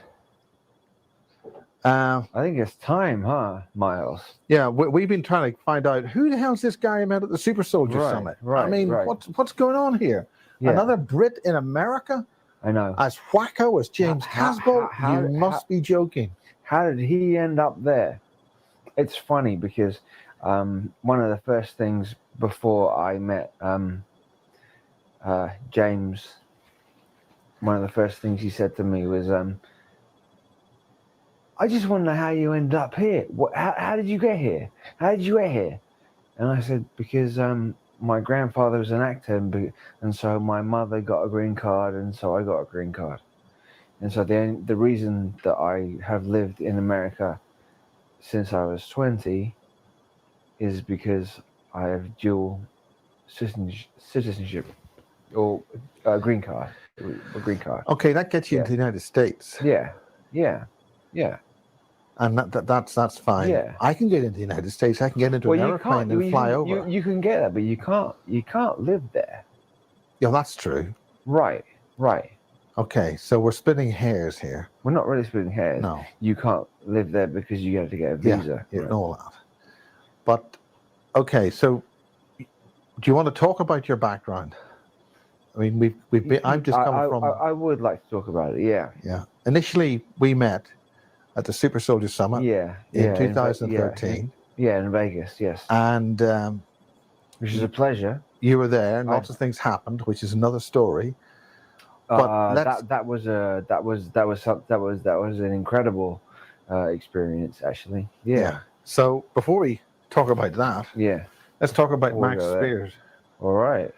Okay, you're a posh kid, properly educated. Yes. In a decent school. Yes. A very nice place. Do you want to talk about that? Yes. Yeah. I'm going to light my cigarette as I speak to you. Yeah, you can light your cigarette. Yeah. What? This isn't broadcast TV. You're allowed to light cigarettes. It's probably just even drop the odd match. It's probably more like I'm going to smoke a cigarette and that's it. What? Posh kid in the sense that my grandfather wanted me to go to a private school, and so did my mother. So I went to private school, first of all, in Hastings, of all places. That was the school I went to. I was born in Brighton, but the school I went to was in Hastings, called Newlands. And then I moved to Canterbury, when I was 9, and I went to St Edmunds. I was going to go to King's School, and it was a toss-up between King's School and St Edmunds, and I went to St Edmunds School after that. And it's funny because I've noticed the class system over here now more so than I had done when I was a kid. And if you're posh, it's like you can't, you're posh. Well, I'm not really that posh. I just went to the school that my parents sent me to. And but that's given you a great deal of you know, you come over educated. Well, I am I mean, you come over as somebody who's been through that system. Okay. Both my parents are PhDs. Both my parents are educated. My aunt is. That doesn't. I'm not sure. But something's happened. What happened to bring you to that conference at Summit? Yeah. Wait, what happened there? Okay. So what happened in your life? First of all, before that, I grew up on a relatively working class estate just outside of Brighton, in Lewis, and from what I know, it's not like a horrendous, terrible place or anything. The name of the estate is Neville Estate. It was called Neville Estate. It was only more in 2008 I realized from what I was shown that the N was separated, and it was actually N Evil Estate. And that sounds kind of like. Now you mentioned that before. Why do they do that? What does that mean to the people who live there? Well, it's just representing low vibrational beings that are there. Lewis is, and I'm not trying to damn Lewis. I'm not trying to damn anything at all. But it is it's monastery. It's monk. It's 1,500 years old, and I was there because I was there, and I was always a wanderer. But you said that in a particular way. What do you mean by that? Because I never wanted to sit still. I never wanted to sit still, and I never wanted to. I had to sit next to the teacher for a year because I was a naughty boy. I didn't. What was Max doing as a naughty boy? Making a fuss. Speaking out when I wasn't supposed to. Nothing. I wasn't like a bad boy, like trying to harm people ever, because that's not my nature ever to do that, not ever. But I didn't follow rules. But that's really irrelevant to this point. That's just my nature. But but you weren't susceptible to programming. I wasn't susceptible. What do you mean? You weren't. By doing that, you were rejecting the kind of programming that we're giving you with those schools. I think that's a very interesting point. I mean, this applies to a lot of the kids today. Because I came here already knowing a little bit. Even though when I died last time, I walked into the light, which was the false light. I still remember. I remember what was going on. So I had a little bit of flash memories. So What is the false light?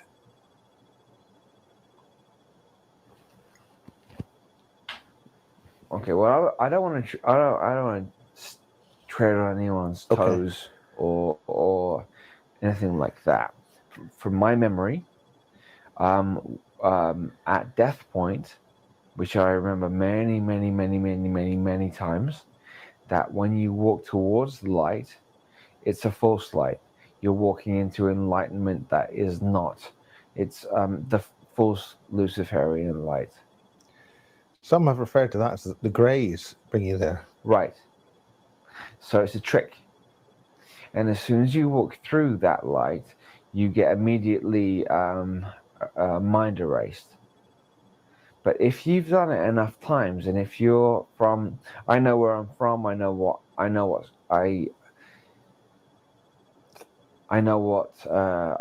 I came from. So I sort of like the, how is it like give you an analogy. If there's a movie where if you put a coin in your pocket and you walk through the false light, but then you pull the coin out and you look at it, and it reminds you that, hang on a second, that was a lie. That was a lie. Look carefully. You came from somewhere else. There's a movie, I can't remember the movie. Christopher Reeve is in it, which is symbolic actually. Why symbolic? Because all the Supermans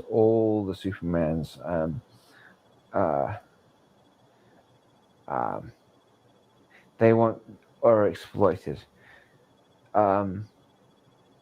But that's another subject. I'll go to that. It's to do with the Uberman project, but that we'll go back to that.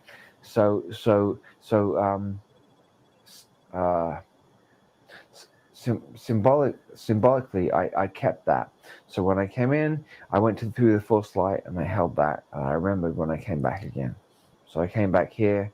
And you kept something which gave you enough memory to get through this. Yeah. See, we have another witness called Tracy in Wolverhampton, and she remembers everything before. See, I don't remember everything. Yeah, well, she claims to remember a huge amount. Okay. Which has brought her a lot of attention in this life. Okay. But let's talk about her to continue. No problem. Okay. Okay, so we're gonna go from there. Okay. I grew up in Lewis, which is just outside Brighton, and we'll go from this. I had extremely high sexual energy from when I was 2, 3, 4, 5 years old, and it didn't make any sense. Why was I thinking about sexuality and sexual energy when you're 2, 3, 4, 5? It didn't make any sense to me. In what way? Well, yeah. I wasn't. So did you fancy the teachers or what? Or what? How does a 5-year-old? Just be careful with everything with this. Just that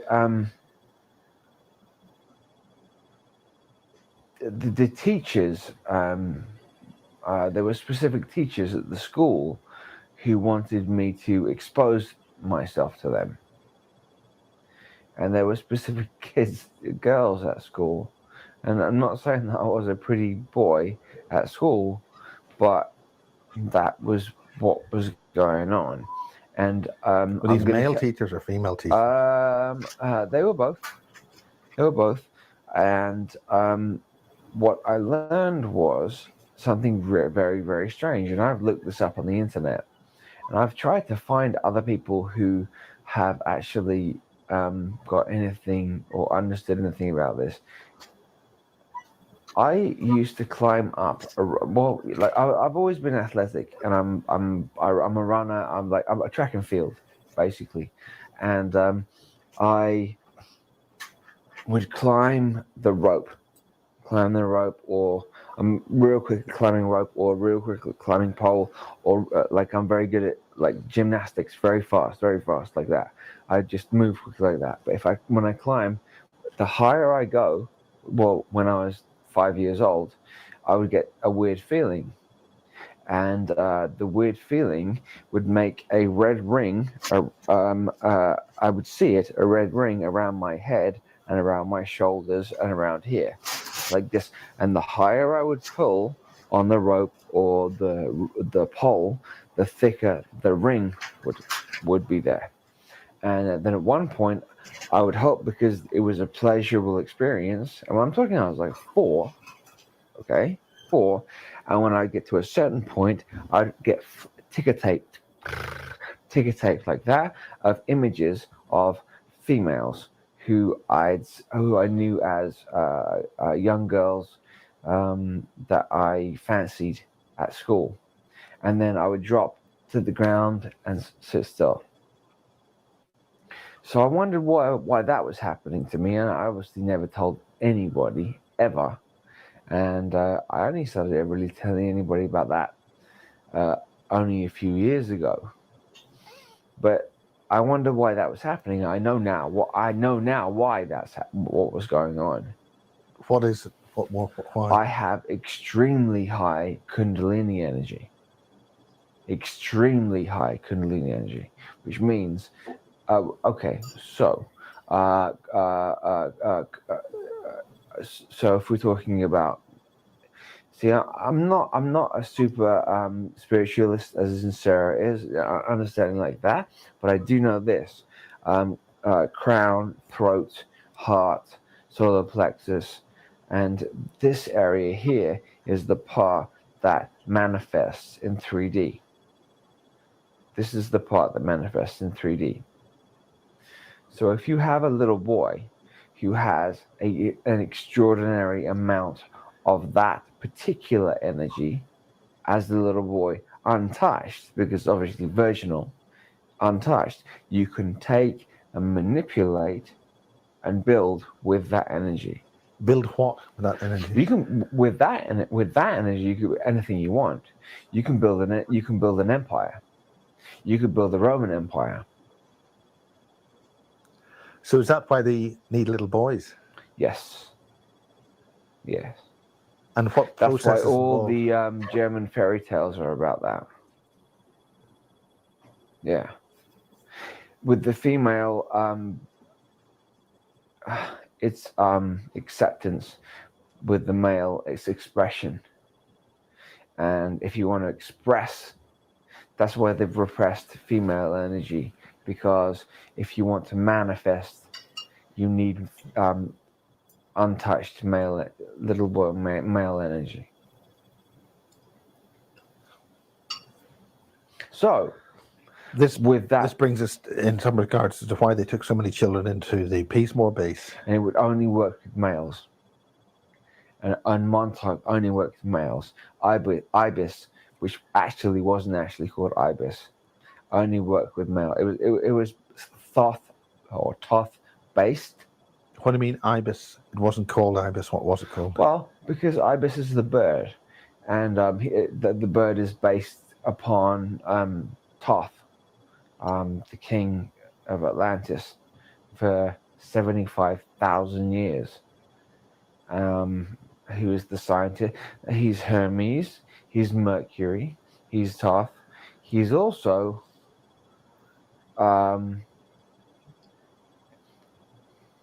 but rather than going to science,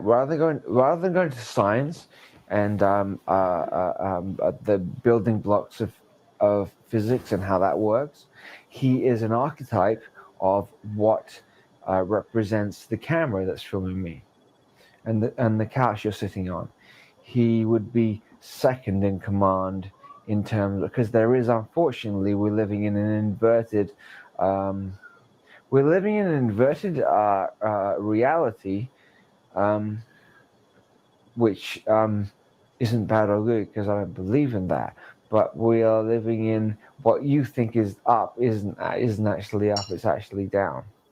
But in that respect, Thoth, Mercury, Hermes, Ibis, same being, is second. He is the mind. The creator of that would be Lucifer.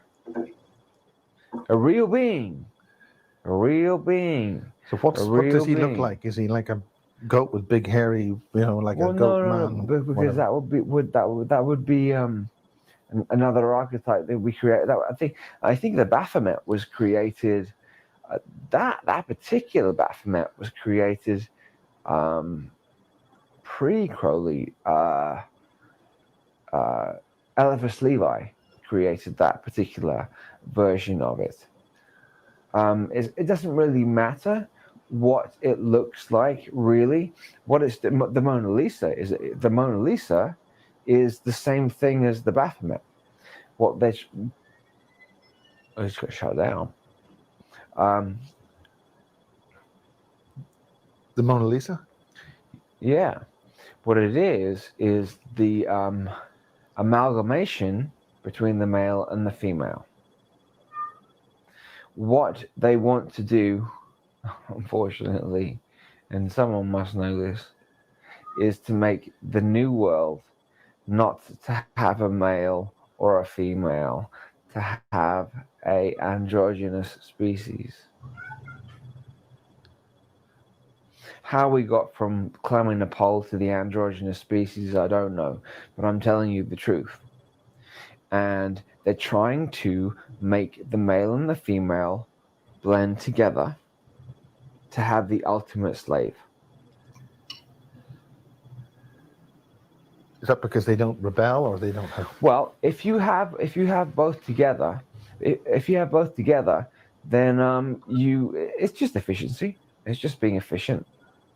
Because you're not wanting them to reproduce because you're producing them anyway. Absolutely, exactly.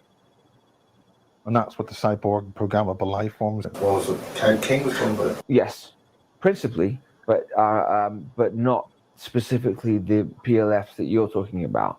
But yes, there has to be an element of an emotional body going through the center, because there has to be some sort of human spirit, because you have to be able to manipulate, because you have to say everything that is done now on compassion, and you have to if you want to manipulate now, or if they want to manipulate, you've got to say, oh, I feel sorry for you. I feel sorry for you. I know you feel this is so bad. You can then use the emotion weapon. Yes. So you have to. You're right. So you make sure you infuse that in between the androgyny. Then you have a perfect slave. There's your secret.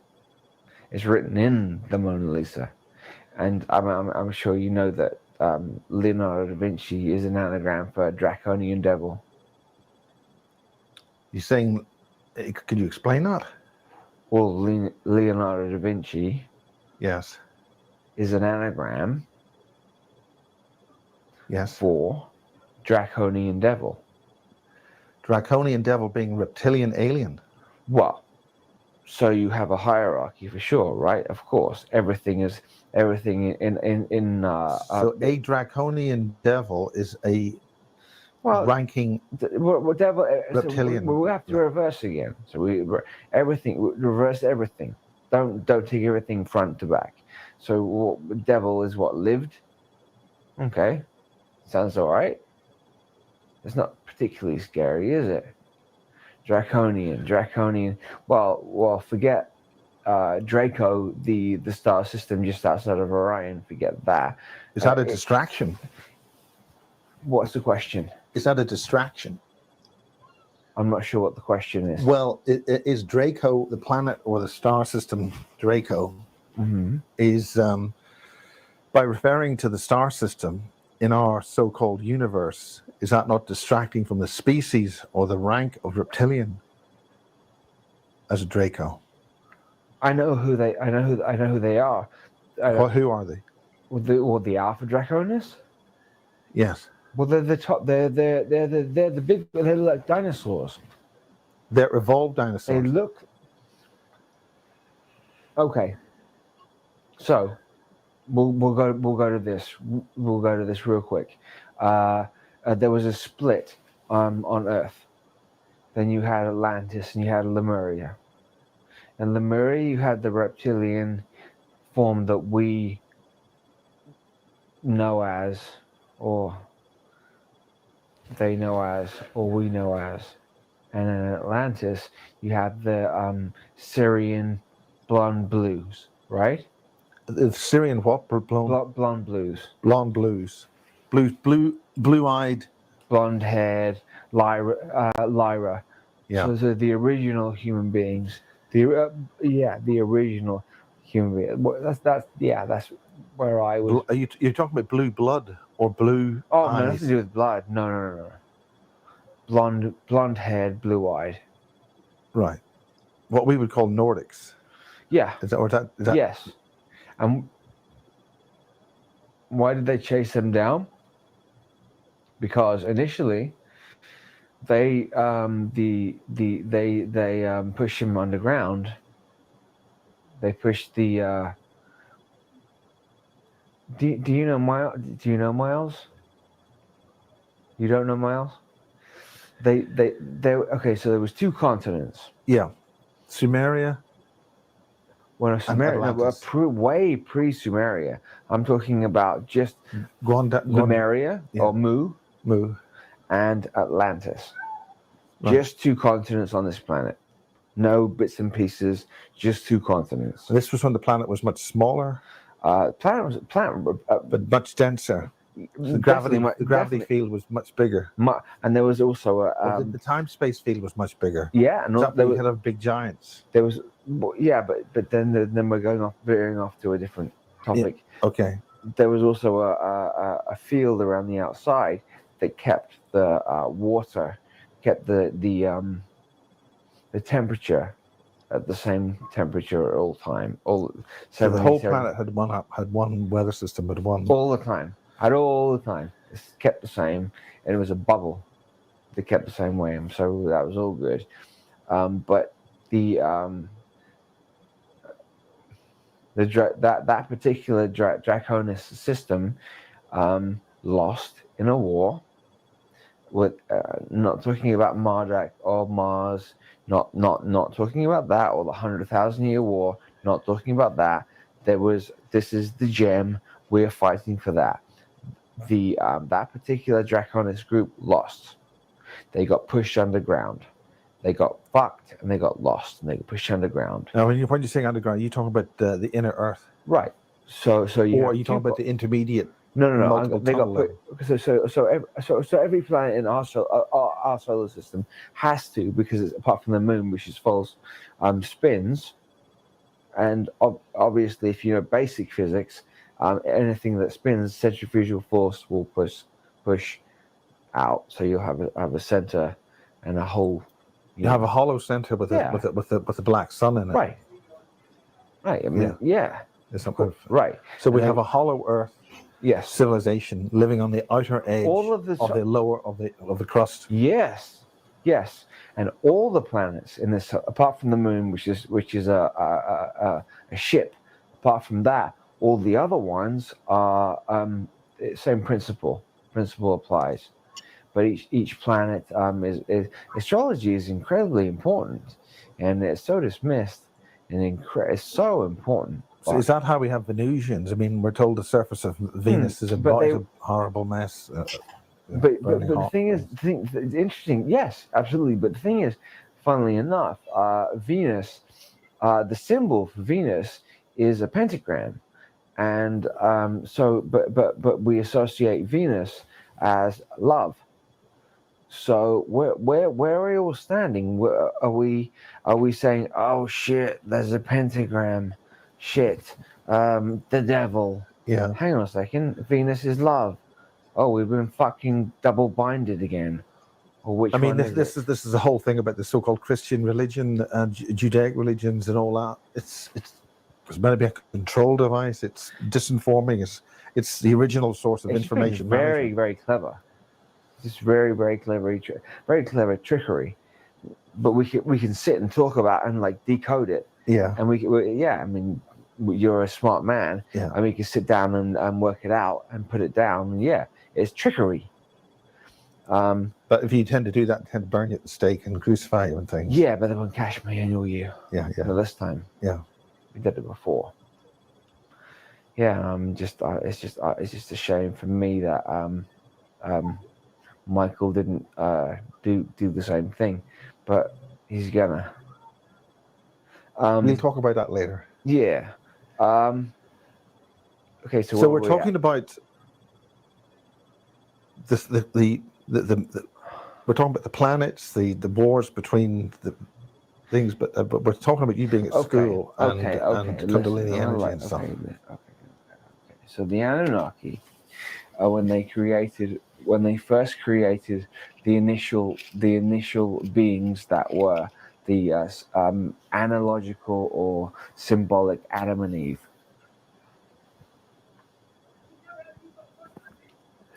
Actually, Max, before we continue on that particular one, we're really at the end of the first section here.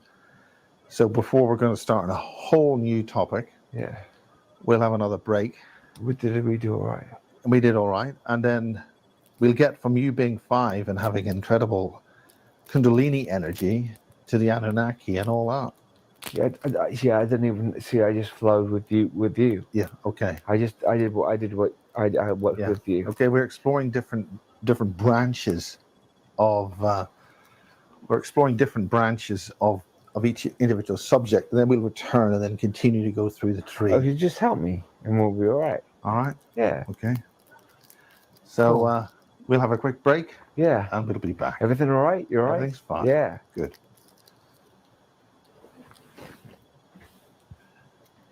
All right. That's only 3 minutes on one camera, so we don't want to get you started on something really big and then. Yeah. Because I got the info because I didn't allow them to take it away when I went through the, I don't want to get too like that, but I have the stream, the 12 strand, so I'm not. Yeah, let's talk about that. Yeah.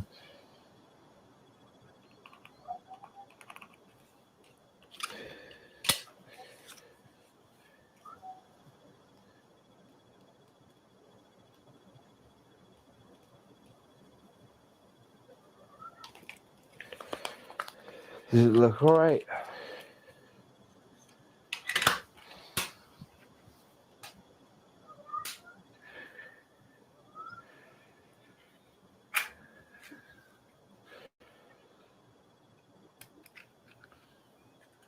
Wonderful with a C.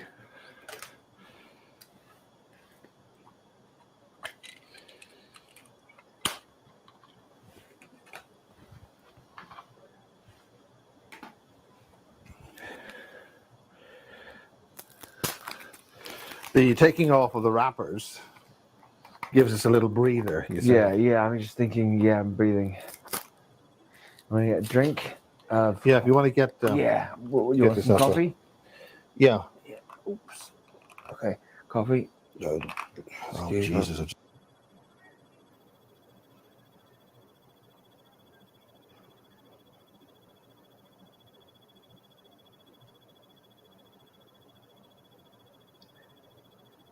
Okay, I'm gonna stop it there. So I hope you guys enjoyed that. Again, I still have my candle going for Max tonight. I'm gonna read some of the things that you guys are saying. I the internet, when I'm showing the footage, I didn't want to. You guys made a lot of comments, but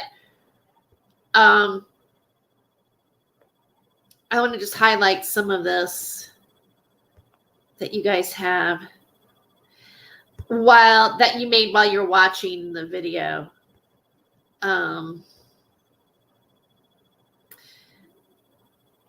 Okay, it's Eric Thomas is like, ooh, not her. Okay, and that's the mild one. Jeff, you're very naughty. I don't think I can put that on my screen. Vanessa says, and then she stabbed him in the back, right in the back.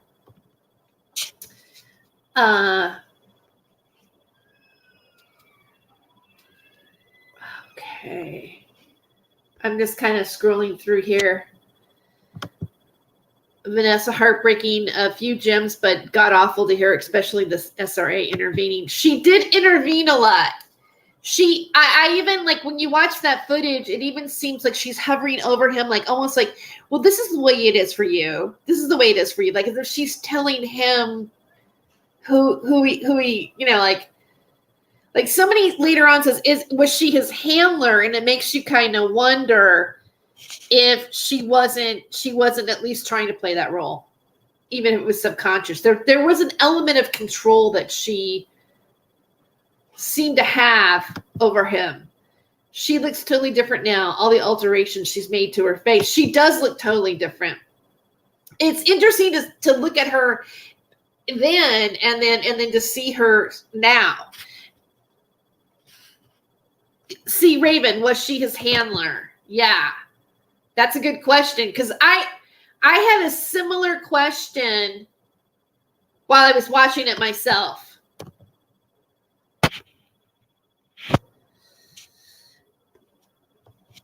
Vanessa says, I say yes, that was part of the plan, but it fell apart. Can you hear how he flatters her, but he's so irritated by her? Raven says, air itself is full of life. I see the air elementals. Oh, hi, Jen. Oh my God, Tere, I can't believe I made it. YouTube never notifies me, and it's on Max's anniversary. Vanessa Bates, it's me, Jen Angel. Gigi, it's my YouTube name. I've missed you so much. So much love for Vanessa.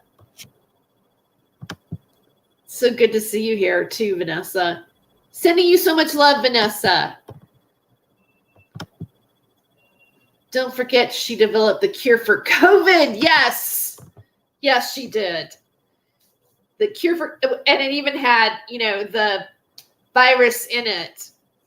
Even though they, okay. Eric says, now this is under, she actually might be a victim too. Look at her eyes. They look possessed. Her weird fake voice possessed. Beautiful Max. How can I forget Vanessa? She even claims her cure changes your DNA. Right? Okay. Eric says she doesn't even look like she loves him. She doesn't even look like him, let alone love him.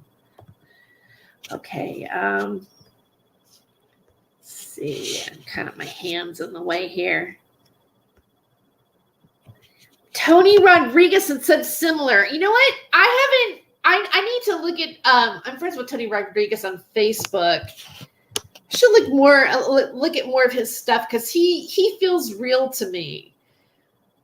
That if anybody's had a UFO contact, I for some reason he just seems like he's a real experiencer.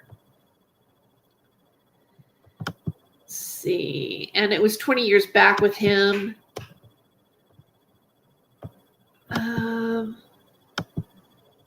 I learned so much from listening to Max. He helped me make sense of a lot of my experiences.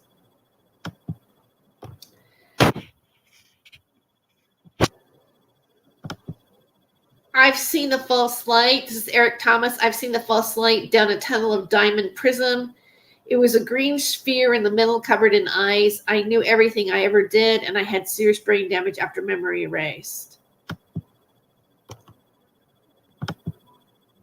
20 and back is woo, make-believe, fantasy, not real. Okay, I see. Somebody had 20 years digress. Is that Tony Rodriguez? I don't know. So I'm just, it's interesting to see you guys talk to each other. So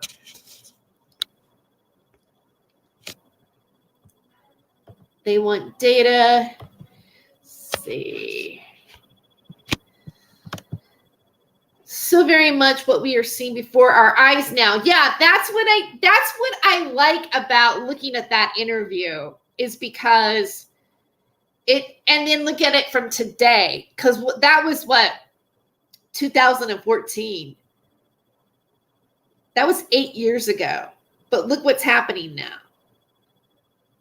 That's why I said earlier in this broadcast, a lot of things that James Casbolt and Max said, they're actually being played out.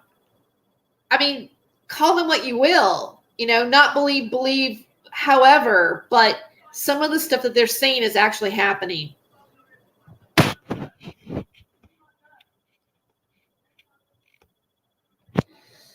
Yeah, I'm sorry, Super Soldier Healing, that you got triggered. Like, maybe I should say, hey, if any of this triggers you, just feel free to step out or however. Oh, thank you. I'm glad you enjoyed it. And so, and then Gigi says, Rosalind R says they feed off data and energy. And Gigi says Max was definitely being data mined. He was a wealth of information and always spoke truth. Max spoke about going back to heart. That is our power. Connection to God, creator, source. And then Rosalind says, agree, Gigi. Okay. Wow. All right. So, you know what? I've been going for almost 2.5 hours, and I don't want to make this video so overwhelming.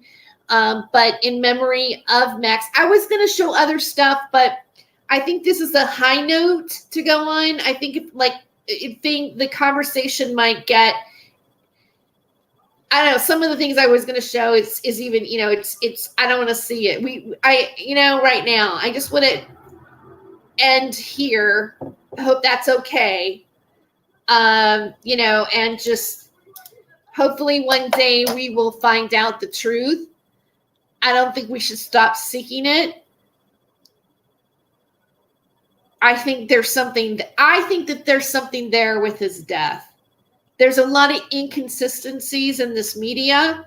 There's a lot of inconsistencies in the way that this media has covered it. Also with the mainstream media, pay attention to what I read earlier and how the Wikipedia is outlining things in certain ways.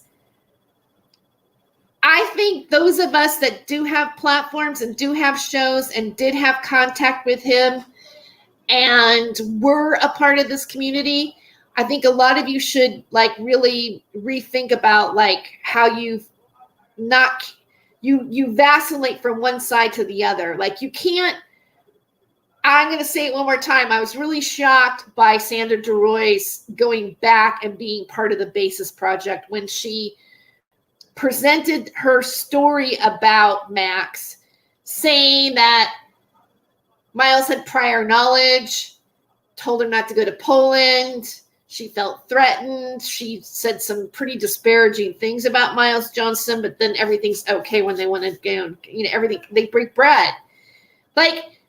I feel really you don't think we noticed that. It wasn't that long ago. What was a year or a year or two that you came out and did that video on your channel and said all this new information about what happened, and you were a whistleblower to the Basis Project. But you know what, Sandra? Was it Miss Sepsis? Miss Sepsis, right? You don't go back to your perpetrator. You don't go back to the company that you just whistleblowed on and decide that you're going to talk about, what really is happening in the universe according to your book, or according to your theory or your research or your spiritual beliefs or whatever. Everybody seems in this world, has their own take on what they think is going on. Everybody's shucking and jiving something, right? So where's your justice? First of all, I don't see how is it that it's okay, even if it's true, even if you knew that Miles knew this and blah blah blah blah blah, and you waited waiting 5 years, 5 years is bad enough to keep your mouth shut, but then to say it, go on other people's shows, right, and talk about it as if you're an expert with new information on his death, still creating a paradigm of what really happened. And then you go back and you break bread with Miles Johnston again. It's like we're watching wrestling. It's like you guys are there's a I feel like there's a club there's a media grouping that wants to keep this all real tight and wrapped up. And yet, you come up with new stories, new things, new paradigms. You go on true crime podcasts and talk about it as if it's, without questioning things. That's my beef right now with it. I'm in this media too, right? I've been on Revolution Radio, blah, blah, blah, blah. We're all here. We're all talking about these things. Oh, there's CW Chanter. Oh, he OD'd. He's definitely just an addict. There's nothing here to see. Blah, blah, blah, blah, blah. Fact of the matter is, regardless if you believe what he said, he was a very strong voice in this media.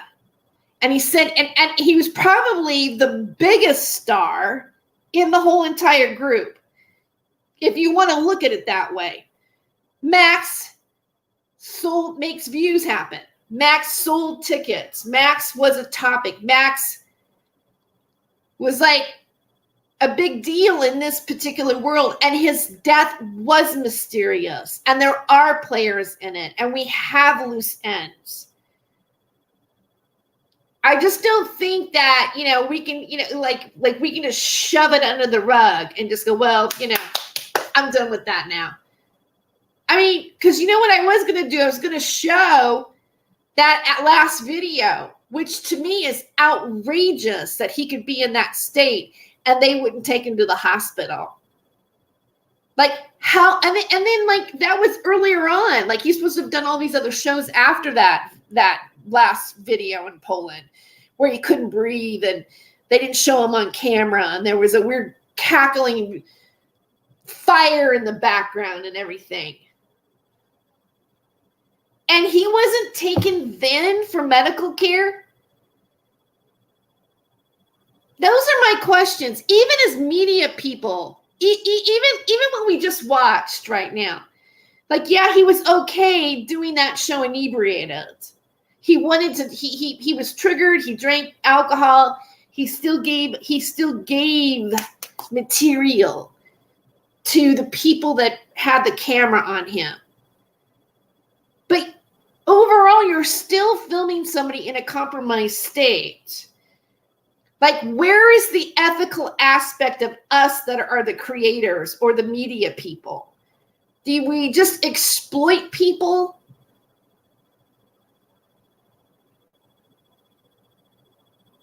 These are the questions that I have. And again, I'm really annoyed that there's such incongruent, it's incongruent. There's such lack of honesty in a media that wants to call themselves the truth media. A lack of like you want to call yourself a journalism, there's a lack of integrity behind it.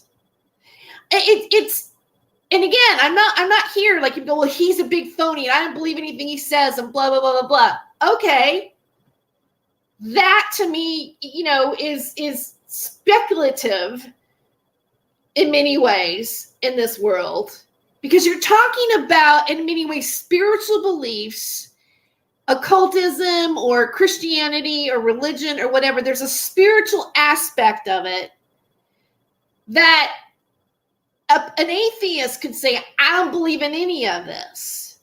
You're talking about things that are not definitive. I don't know if I make any sense. Okay.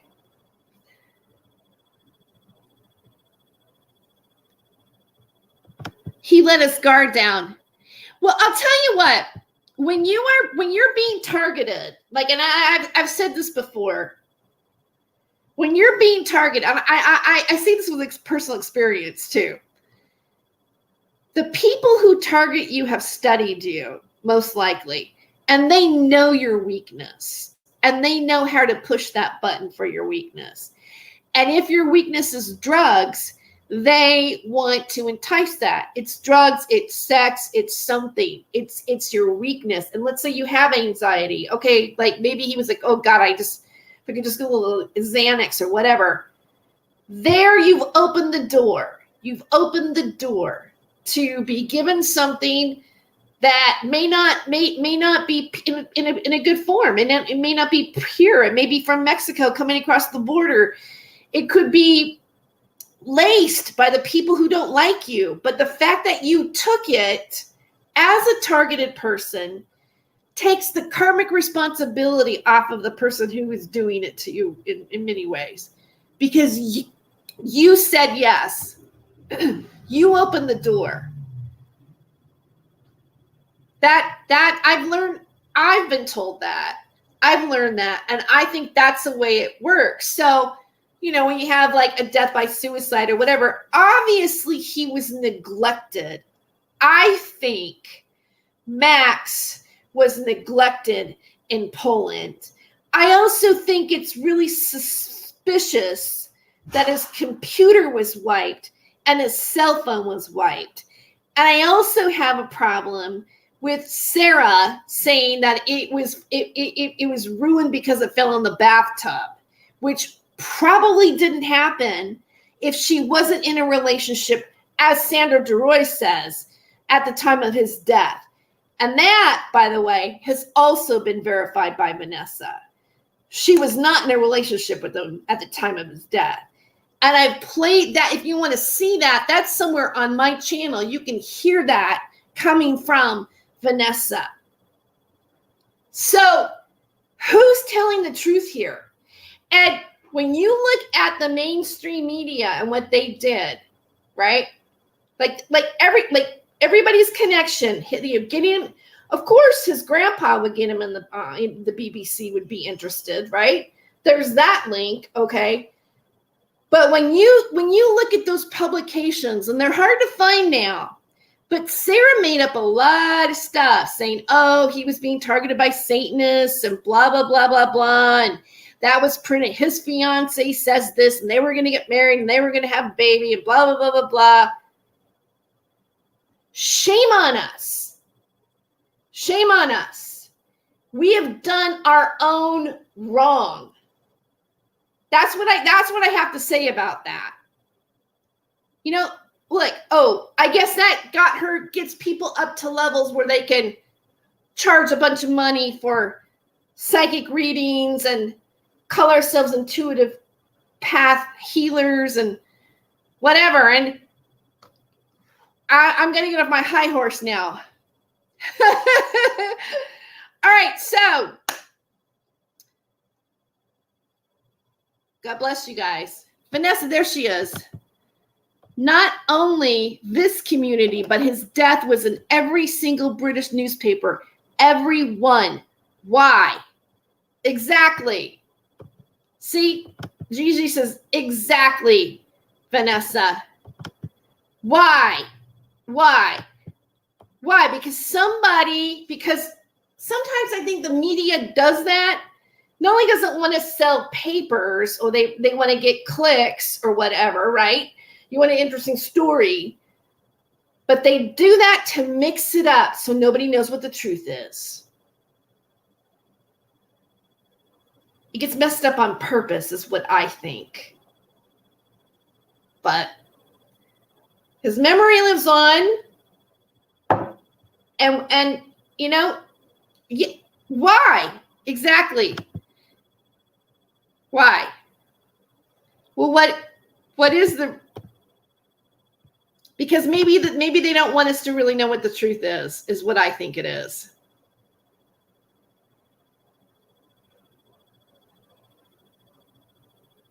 Oh, okay. Well, where can people see your poem if they wanted to see it? Put it in the chat.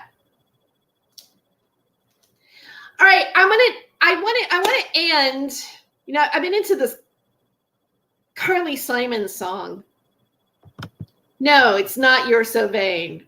That Amber Heard doesn't know that song. Like, see, Johnny Depp, you really can't, you really shouldn't date younger women who are going to take a deuce on your bed, you know, that doesn't know music. You know, like she's not in your era if she doesn't know who Carly Simon is. But I don't know. I think this song's kind of apropos because let me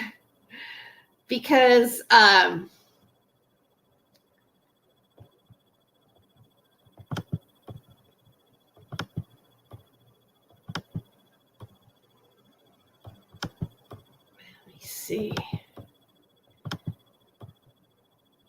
Because it was from the James Bond movie, one of the James Bond movies, and it's called Nobody Does It Better. It was The Spy Who Loved Me, written by Marvin Hamlish.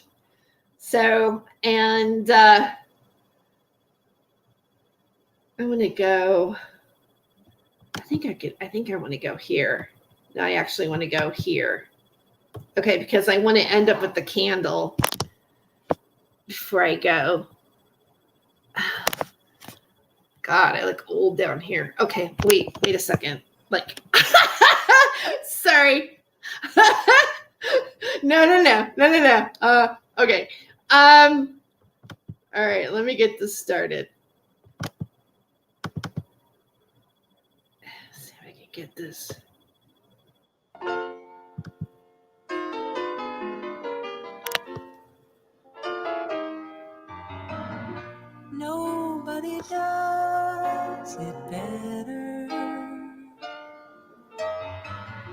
makes me feel sad for the rest.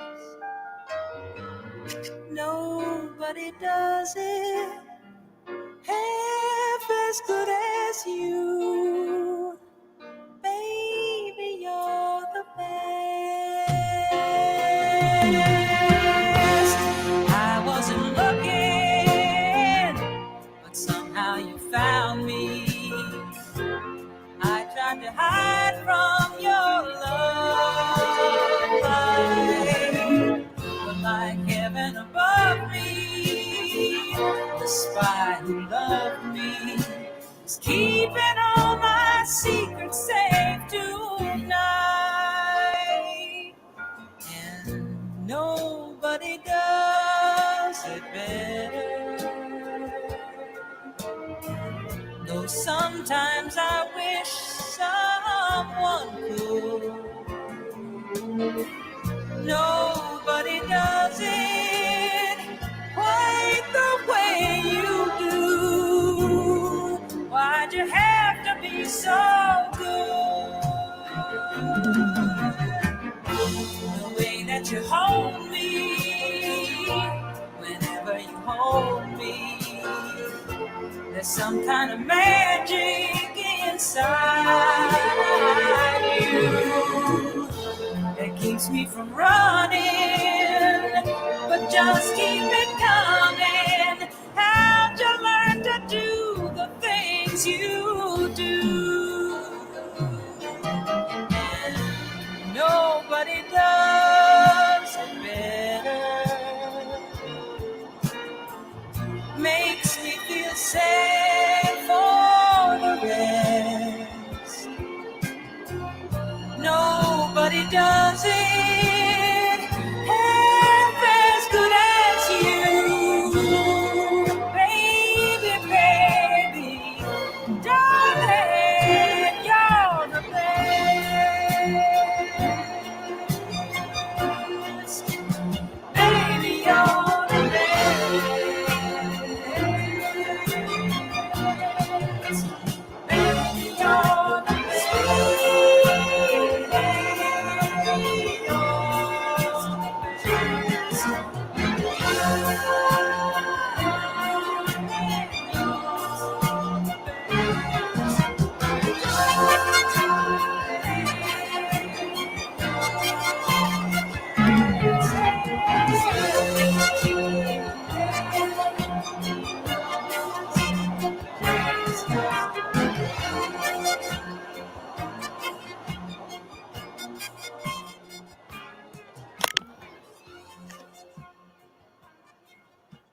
Good night, you guys.